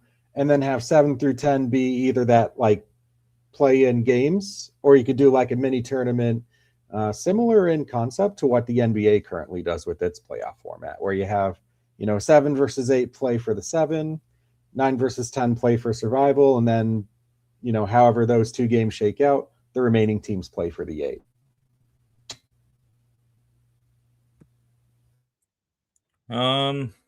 Yeah, the playing tournament idea would be really cool. Yeah, I mean, I agree. It's got to be around the 50. I don't like it to be below 50%, but I also don't like it to get past the 65%, because then again, it kind of takes away from making it to the playoffs if, the entire league's getting in. So yeah, I'd probably be somewhere around the 10 to 12 ideally range. That way you have at least 7 to 9 out of your, 18, 19 teams not making it into the playoffs. That way it keeps difficulty up, but it also doesn't make it too impossible. If you say get off to a rough start, you're already DOA, like say in college football. You'd still have a shot, but at least not every team makes it in. It still gives playoffs that value.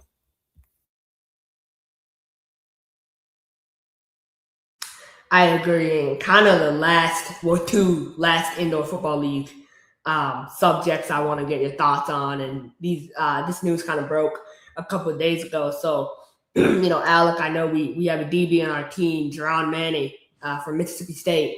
He returned to Mississippi State this week. Also another DB from Vegas, Terrence Welch, who I pointed out on the show here a couple of weeks ago, returned to UNLV earlier in the week. What do you guys think about these players being able to return to college, from the IFL? It's relatively interesting because, we've seen this issue pop up in, the basketball world where, you have guys with professional experience, either, with NBA camps or G League, coming back to college and definitely ruffling up some feathers there, to say the least. I don't think it's too similar in terms of, going from the IFL to college, because, I mean, at the end of the day, it's, you got, whichever guys, that are going back, they're going back to play ball, but maybe there's a degree that they're, currently going after that they're pursuing as well. So, the world of college sports is largely in flux right now in terms of, how we're managing the student athlete side of things. But it is fascinating storyline nonetheless.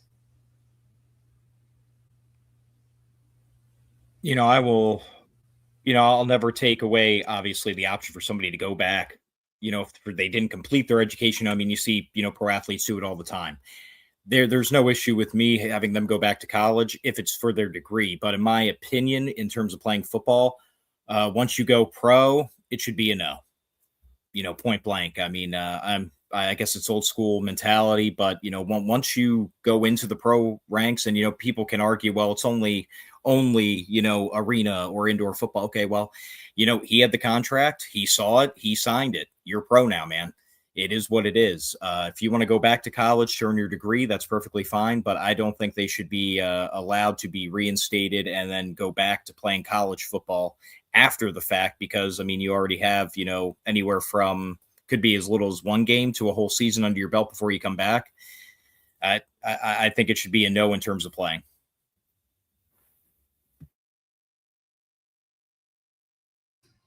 I agree with that, but I think, obviously, like you said, you can't really blame the players, right? They're just taking advantage of a rule that was placed, by the NCAA or, a current court ruling out of Colorado.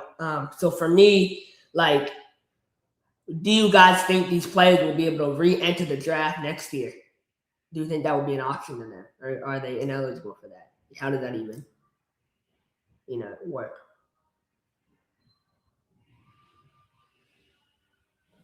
Yeah, I honestly don't even know the rules on that.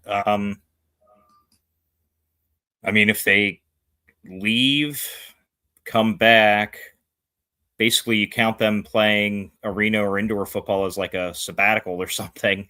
They come back, and then I mean, technically, I have no idea. That sounds like some kind of gray area the NFL will come up with by next season. Yeah, I agree. Definitely uncharted waters. And you have to believe that these guys, on their first, departure from college, probably applied for the NFL draft or some other similar draft in some way, shape, or form. So do they basically earn the right to basically reapply, or is it back to square one in terms of being a free agent at that point? Basically that UDFA situation. A lot of questions to answer, a lot of, like TJ said, a lot of ground rules to kind of try to define as clearly as possible. But again, it's something kind of fun to think about, and something that we could see play out in a multitude of ways later on.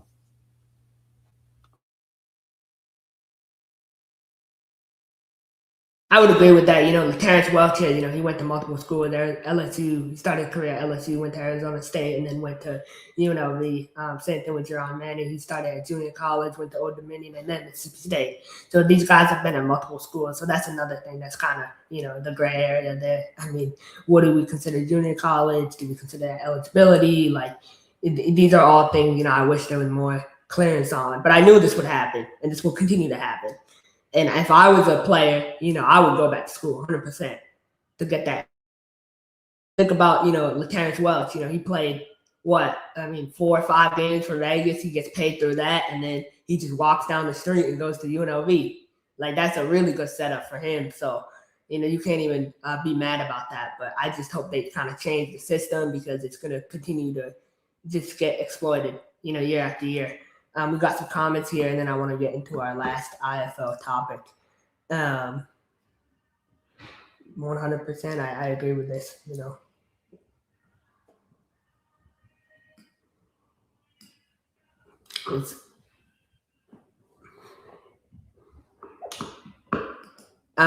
Another piece of news we had is we had a receiver from New Mexico, Keyshawn Johnson. I believe he played his college career at Western Kentucky. He got moved up to the Green Bay Packers. How big is that for the Indoor Football League to have a player, go back up to the NFL level? That's one of the end goals here, right? I've always viewed the IFL as a league of opportunity. Whether you're a fan, player, coach, other team personnel, on the broadcast team, whatever role that you have, you're pouring your passion into something that is benefiting the community to oftentimes a pretty significant extent. So anytime where a player has an opportunity to sign with a UFL or a CFL team, or in Keyshawn Johnson's case, the NFL, it's a game changer, because this suddenly changes the way of life of Keyshawn Johnson for the better, regardless of how much time he spends up in Titletown. So you see something like this, and you're just reassured. It's a really heartwarming feeling that, the league does have this, exposure out there, the ability to put game film on tape if you're a player or even a coach. Like I said, the IFL League of Opportunity, and we're seeing the fruits of it right here. Yeah, I agree 100% with that. The classic saying is always, they'd rather have some kind of current game film than you just sitting on your couch waiting for the NFL only to call. So you stay in shape, you stay in game shape. And we've talked about it a lot with the CFL specifically, a lot of the motions, everything else. IFL really is a great from indoor to CFL with the motion man, with DBs having to stay tight coverage, with guys already coming at them full speed. It's basically the practice for the CFL. So guys getting moved up, I mean, that's the goal of the IFL. You have Johnson, who was with the Packers formerly on their practice squad. Now he has some game film, got some work done with New Mexico, and with New Mexico, I believe. Yeah. And, getting time in the IFL. And then at the end of the day, they see that he's improved, or if nothing else, he's definitely staying in game shape. So he gets the call back. I mean, it's a great look for the IFL and just the overall process as a whole. It does work. It does work if you're willing to put in the work. I agree, and while New Mexico played zero, role in his development as a player, in my opinion, I don't think he learned anything that would, impact him getting this opportunity, because he was previously with the practice squad. But, for a guy to be able to stay in the system for a year, it says a lot about how the Packer organization kind of views him, so, and I think it's good. I put this one on the player, and probably his agent representation for, keeping him in touch with the higher level in that way. So I think that's big. My last thing I wanted to get to while we're kind of on this subject, and I love this comment here by Lobo, but the IFL used to have a partnership with the UFL, right? And every year they would do 2 years, seasons, I believe. They did a big combine in Vegas where they would have the UFL scouts, some CFL teams would come out, and it would be like a $30 entry fee for any IFL player that finished the season on an IFL roster. They since have kind of stopped that. They were with the USFL, I believe, before they made that merger. So they since stopped that partnership. Do you see a partnership happening within, with the growth of the IFL within the next year or two with the, UFL or CFL?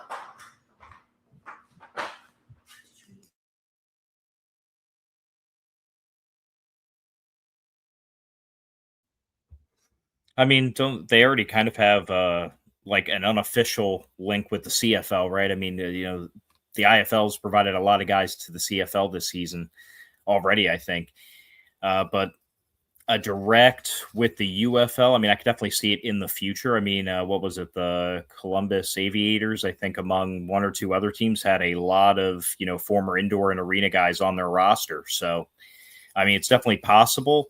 They would just have to figure out the parameters. Would it be some kind of a, like, not to say commission, but some kind of like a kickback, like they force, like publicly, they force the information out, like, hey, they came from the IFL, pay attention to them too?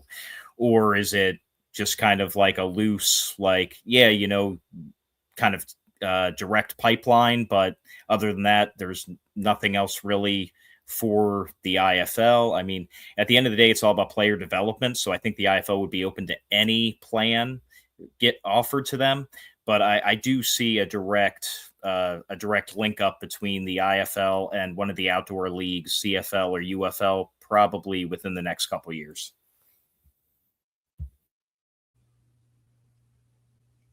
Yeah, it's actually funny, Krish, because you reminded me of, when the league announced that partnership from a player development standpoint, and they would have those, events specifically catered towards getting guys out there, getting them in front of UFL coaches and teams and all that, to see if there was a match and a fit for their upcoming rosters for the season. And obviously, as you guys know, the UFL has done some serious restructuring over the past couple of seasons with, some teams out, new prospective teams coming in. So from the UFL standpoint specifically, there might be a lot more to actually get set in stone first before looking at other leagues for potential partnerships, things like that. But with there being some sort of connection prior, certainly wouldn't shock me if they were able to put something together, maybe even more enhanced at some future point. That'd be exciting to see. 100%. Well, Alec, I really appreciate you coming on the program. I look forward to having you on more and more during the off season. Do you have anything, parting words for the people here? All I'll say is this: you will not want to miss tomorrow's championship game. 7:30 Eastern, 4:30 Pacific, Yahoo Sports Network. It is going to be a vibe. And for you guys, Krish and TJ, I want to thank you so much again for allowing some time on your show to have me on, talk some ball. Really enjoyed it.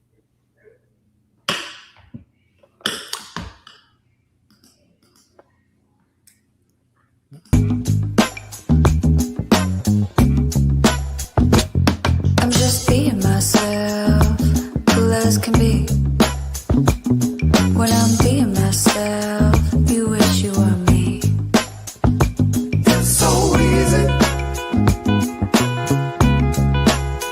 Get out your own way. It's just so easy.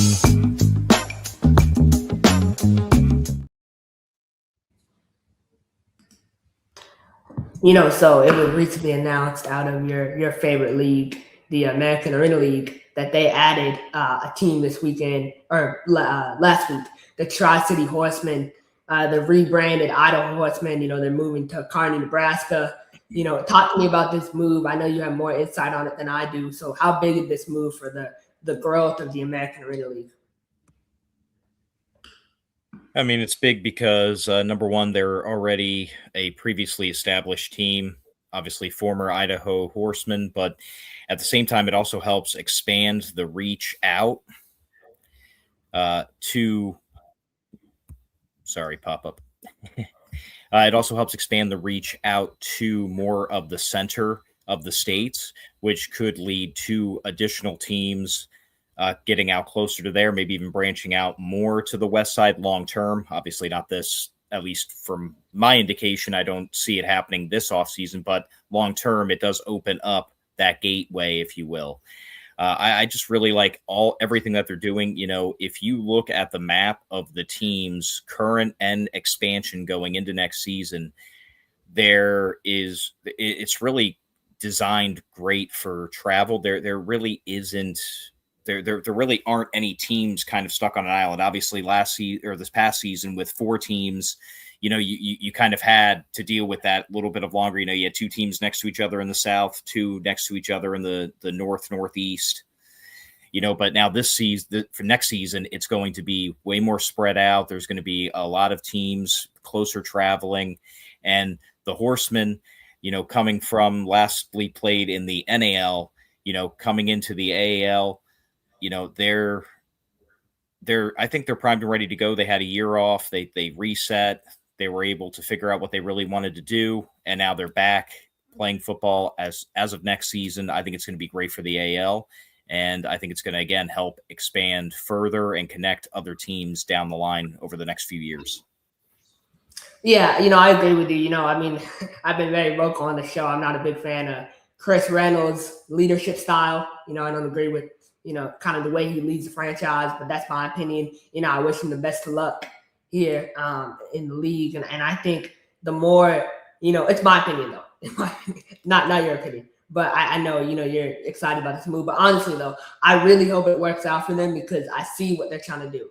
And I think the more quality teams they can have that can elevate to the standard of Columbus. Columbus is so high up, right? We talk about this every show about how Columbus is so far ahead. If these other teams can slowly kind of make progress year by year, I think it can be a good thing. I really do. For, other markets, what do you think? Where do you think, the American Arena League will expand to next per se? Or how many teams? I'll ask you this better question. How many teams will they have in 2027, in your opinion? Well, right now they're at 9 total. We still have pretty much the entire offseason to go. I'd say no less than obviously the 9 that they're at. If teams see, the hard part is it's hard to guess if they'll add a lot, like many more additional to what they've already done, because they do have a very slow, precise, process when allowing teams in. So I don't know if they will. If they've already been in talks, low key, behind closed doors. Obviously, I'm not in those talks. I'm just speculating at this point. But I could see as many as maybe 12, soundly 12, 9 to 12. I mean, either way. I mean, again, we've touched on it in the past. I personally, I loved what they did this past season. Some people gave them slack for only coming out, in quotations, with 4 teams, but I mean, they all made it. You did not have any league dysfunction, no nothing. So, I personally don't care how many teams the league has, just as long as they are all stable and sound. And from all indications of how the league has gone so far, I don't have any reason to think it won't go smoothly. But yeah, I just want a nice, smooth league. You basically don't want, what's basically going on in the AF1 right now. I agree. And kind of the next move that was made in North Texas team, they announced their coaching staff, right? They hired Frankie Solomon, an indoor football league legend. What do you think about that hire? I know he's a first-time head coach. You think it's a good move, or should they have hired someone with more experience? I think it's a big hire just because, like you just said, he's a legend to the sport. He's name recognition. And, I don't really think sometimes I feel like we put too much on the head coaching experience. If you've been around the game a long time, you should be given a chance, in my opinion, if the right situation does come up. To me, it's kind of like that classic mentality of, you graduate college with a 4-year degree, you go to a job interview. Oh, but you also need 10 years of experience before you can get a job. Well, how does that work? So you have to pull the trigger at some point. And, why not it be with him? And he's a he's a sports legend. So I like it. Let's see how it goes. And if nothing else, the name recognition, definitely putting the team up on the radar a little bit. If you look at their coaching staff down with the North Texas team, it's a lot of younger coaches, right? I mean, they hired James Harden as their strength and conditioning coach. I think it's a good move for them, right? He's experienced. He lives down there. Good move there.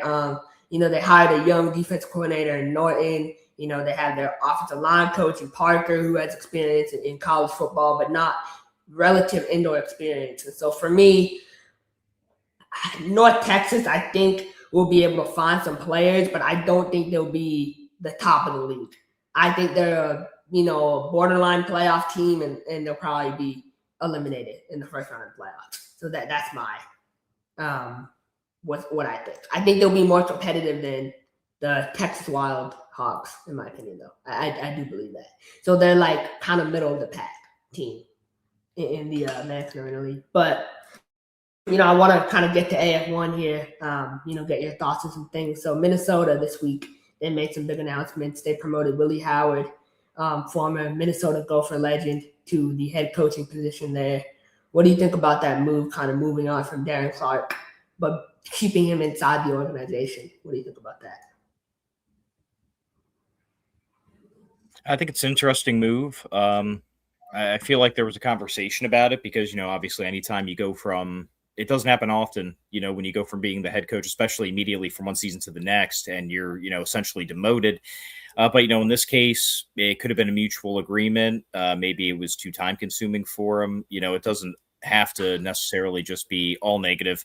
It can be, it was kind of an agreed upon thing, so, I mean, there is a lot more goes into being a head coach at this level than it does at the NFL or college level. I remember being an assistant and seeing some of the stuff my head coach had to do. And I was just thinking to myself, I don't know if I could ever be a head coach in arena or indoor football because you do a lot. That's for sure. But whatever's going on in Minnesota, Tony O'Neill's out. It's another big shakeup for them. They kind of had a little bit of a, we discussed kind of confusing off season with, additions, subtractions, everything else going into last year. So they're deciding to switch everything up early. They had a playoff season, but it fell short. So they're reloading again. So we'll see. Yeah, Tony O'Neill. Next location will be announced here next week. I did notice he was liking a lot of Austin Bulls, Facebook posts. So I wonder if that's a potential, move there. But it'll be announced next week on the Austin Bulls Facebook page. So I hope they make that announcement soon, because I want to see their whole staff, and I know they made a change at head coach. So that's my other question for you. The Austin Bulls, I put out a post about it. They named former first round pick and UT legend Kenny Vaccaro the head coach. He had no indoor football experience. What do you think about that move? And do you think they should have went with someone with kind of more knowledge of the arena style of play? Yeah, in that situation, I think they should have gone with somebody with more sport specifics experience. Keep it to the indoor arena style. Maybe go with a little bit of a more well-known name or more experienced name. But again, if they hired him, there's something that dazzled him, that wowed him for him to get that position and for it to be offered to him. So, again, it'll just be interesting to see how they progress and do. That's one interesting or exciting thing about really all these leagues getting these new teams. It's like, how will they go? Because when you have, so many, they all can't fall flat on their faces, right? In terms of records or playoff season, that kind of thing. So it's really exciting to kind of start to dissect which, expansion teams you think have a shot and which ones are, potentially, in terms of making the playoffs and production on the field, going to be behind the 8 ball a little bit. So I want to follow that up, and I want to ask you a question. So it was mentioned on AF1 Fan Zone this week by Cody Trapp, who is the majority owner of the Austin Bulls, that they do not have an arena to play in yet. But they were vetted into the league. So what does that say about the league's vetting process? Is that a concern to you? Like, they don't have an arena yet, but they were let in the league? What do you think about that? Totally just kind of spitballing here. If they were accepted, then odds are they have some sort of proof or paperwork or some kind of filing about being in the process of in discussions with an arena or in the process of closing the arena. I don't think if they were flat out, well, right now we have a parking lot to play in, I don't think that would have been cool by any of the core or major leagues that we follow on the show. So I just, so for me personally, it's not a concern to me, because that would be too out of character for the league to agree to that without any kind of an arena agreement in place. I just hope the league kind of learned from their past mistakes with Oregon and, obviously what we saw in Oceanside this year, like Monterey, Mexico a couple of years ago. Like, I really hope they have these things under, control, because if they don't, it'll be bad. I don't want to see another team go under. I think Austin Bulls, he's trying to connect with the community by kind of bringing in, University of Texas alumni to join the coaching staff. So that's my opinion, and I hope it works out for them. We don't want to see any team, fold, especially the ones who are trying to, again, connect with the community. One of my other questions for you is did you get a chance to see the Steven Titus interview he did this week? No, I was unable to. No, so one thing he said is that he won't join the league if Jerry Courage is still involved with the league. He won't join back. So he wants to kind of, have new leadership in the AF1. Who are some people or some avenues the AF1 can go to acquire new leadership, in your opinion? Well, I'll tell you what, I can guarantee it would get the community involved, the indoor arena community involved. Reach out to some of the bigger names of the players that were around in its heyday. You'll get nostalgia. You'll also get firsthand accounts of how things went right, of what things went right, what things went wrong. But if nothing else, they kind of seem, the AF1 is bringing in, like with Nashville, especially, like celebrity owners and stuff like that. Well, why not bring sports specific celebrities into your league? Have them help run it, operate it. It's the classic mindset of, who better than someone who's been in the battle, get, like Clint Ozell, Tony Graziani, Mark Reeb, all these old guys, Damian Harrell, all these old guys that were the stars of the league at a certain point, bring them in and, really get fans hyped about it. Even have maybe even fan votes that actually weigh into certain decisions, once they've been, low key cleared in the background, not just going to take any kind of crazy idea, but, just get more involvement with past players and current fans, really get that, enclosed community feel for the league. I think that would go a long way. And I think it would also correct a lot of the negativity going on about the AF1. Because just quick on a side note, I know it sounds like we bash them all the time, but I mean, I'm personally an arena first fan. I want nothing more than to see them succeed, but it is so deflating to every other week when I go on Facebook, it's just something else negative about it or something bad's happening. It's hard to get over, but I really do hope they turn the corner. I think it's a really bad look when you have like someone like Sean Lyota. Like, he's leaving Michigan after 1 year. Like, that said, speaks volumes about the organization and how they kind of treat players and staff and everything. So, I don't know, man. I really hope it works out for them. I want to see a path forward for the F1 because I do believe we need an arena style of play. I think there needs to be there needs to be an arena league and an indoor league. I think it's necessary because there's some players, they simply cannot play indoor football, but they can play arena football very well. So, and vice versa. So I definitely think that's a necessity to have an arena league there. Kind of, that was my last thoughts about the F1. I mean, real quick about the NAL, like your Omaha Beef, man. I mean, what are we on? 1-2 months in the off season? No head coach announcement. I heard they're going to make the announcement during the Fan Fest on August 27th. Do you have any ideas on who the head coach is or who do you want to be the head coach for your Beef? All I have to say about that, man, is I trust the process. After last season, started off 0-5, went 5-0, 1 game away from the championship.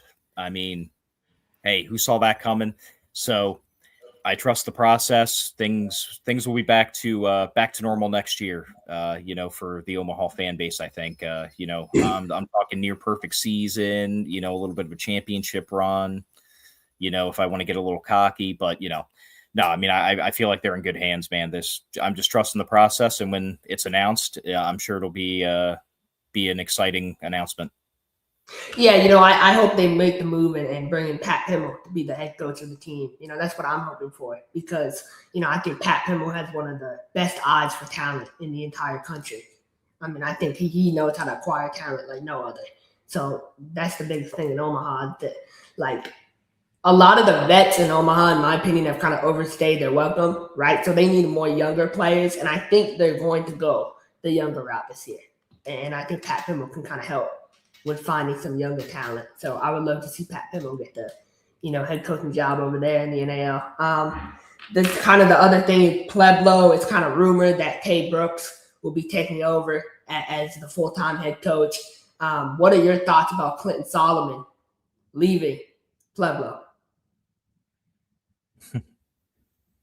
Well, I mean, hey, they had a great year last year, especially for a first-year franchise, but, we kind of knew the co-head coach wasn't going to be long-term. I honestly wasn't sure if it would work for the entire season, but I mean, from the outside looking in, it seemed that, any kind of egos or any kind of major disagreements, were checked at the door, and they seem to co-coach pretty seamlessly. So it's an expected move, but it's also a hit for Pueblo because, I feel like a large part of their success was having the dual head coaching role there, which, in other places, typically, again, you see that clashing happen, but they just have the right recipe this past season.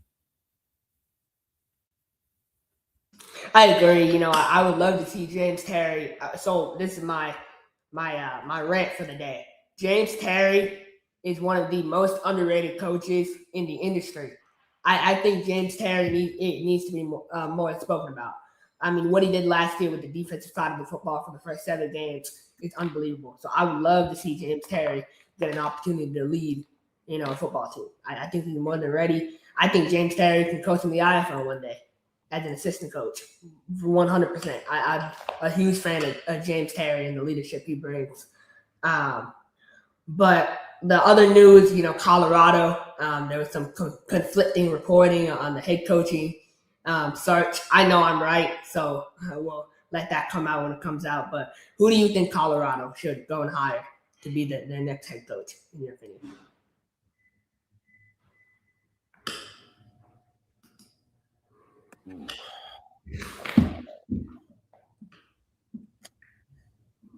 There's a couple good names.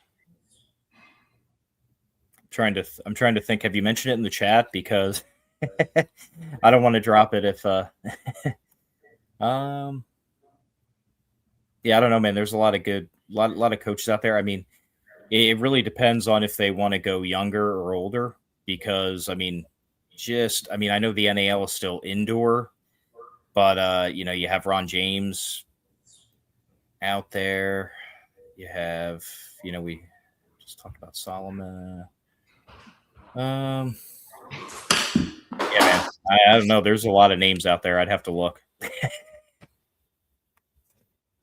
I would agree. I mean, I would hope they would hire Coach Negron, since my thing got 4,000 views before we deleted. But at this point, I would hope I'm right about that, because I trust my information. But you did share that? Yeah, I'm 100%. Oh, okay.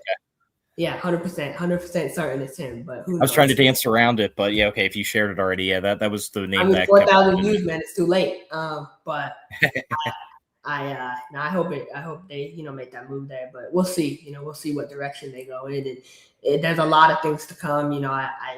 That's pretty much it for the day. I got a lot more lists coming. I appreciate all the support on my recent lists, and TJ lists too. TJ, you've been killing it as well with your content. So just, I'm excited. If you want to put laughing emojis on my posts, you still watched, you still engaged. So I appreciate you still. But yeah, everyone, can enjoy. And I'm going to do a part 2 of that top 5 player list. Earned, deserved, whatever, old term you want to use. I'm going to put that out there. And I believe there's a lot of players who can play outdoors in the indoor football league. I think Coach Davis, he said it best. He documented on record saying that there are 20 to 40 players in the IFL that can play outdoors. So I can do lists for days of 20 players who can play outdoors. So I just have to find those right players. For me, the criteria is 28 and under. And I think once you're 28 and under, that's what those higher levels are looking for. What do you think about players kind of moving up to the higher level? What are they looking for?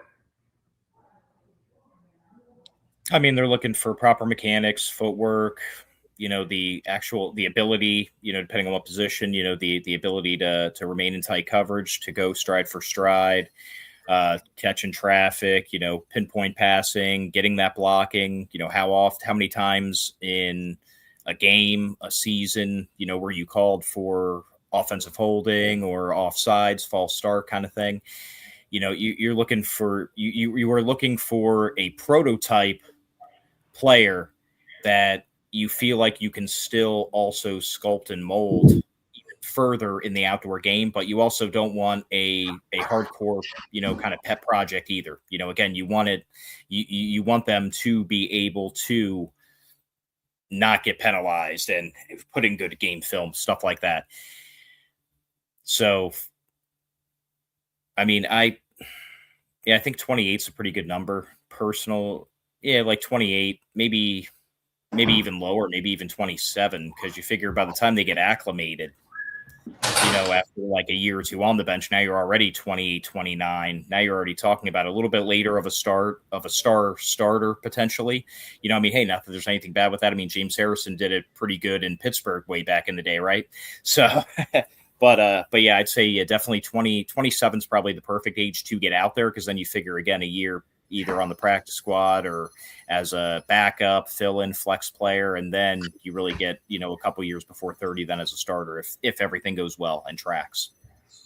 I agree. I think, I've been watching a lot of CFL lately. I know you're into the CFL as well. So, I mean, that's a very fast-moving game, and it's a very difficult game to kind of grasp. And so they're looking for someone. I think the biggest thing for the CFL is you need to have a high IQ to be able to play at that level. Like, I really believe that. Like, I think playing the CFL is a really hard thing to do, and I think it's harder than the UFL. Like, there's guys who play in the UFL, I don't think they would be able to play in the CFL. Like, I really believe the talent is better in the CFL. What do you think about that? No, especially DBs, man. I mean, you have that huge field to cover with its current dimensions. I mean, that's the biggest field in all of football. American style, Canadian style football, whatever you want to be technical and call it. DBs have to spend a lot of time covering it. And, you see a lot of passes from quarterbacks in the CFL, where they almost kind of look like slow lobs, but in the CFL game with the angles and the field, it's perfect. In the NFL or any other league, it'd probably be picked off or deflected, but because of the spacing and everything else, again, that's just acclimating to the game. So DBs have so much more to worry about, and potentially so much longer time-wise to have to cover because of the between the field size and the mobility of quarterbacks. If their front's able to get pressure or not, I mean, they could be running with a wide receiver and guarding them with ball in the air coming at them for 10 to 12 seconds on a given play. That's a long time. For sure, but my last thing here, I don't know if Coach Davis is still watching the show. Coach D might have gone and took the nap or whatever. But last year they had a player in Vegas. James Caesar. James is up there with Toronto Argonauts, and man, I mean that boy can cover. He's fast. He plays well. He's physical at the line of scrimmage. I feel like. He's someone that he fits what the CFL is trying to do, and there are not many of those guys in the IFL that can cover at a high level like he's good. So that's why he's there. It's just something to be, thinking about too when you look at talent. Like I know a lot of people are like, oh, why did you put this player in? We'll go back and watch the film. Can they cover? Can they cover at a high level? I mean, I feel like anyone who played D1 can look good in zone, but when you got to go out there and play man, that says a lot about what kind of DB you are. So that's my opinion on that. But TJ, I appreciate your time. I appreciate everyone who tuned in. I know we kind of had to do a makeshift show here, but we'll be back in full force next week, and I'm excited for it and appreciate everyone, tuning in. So.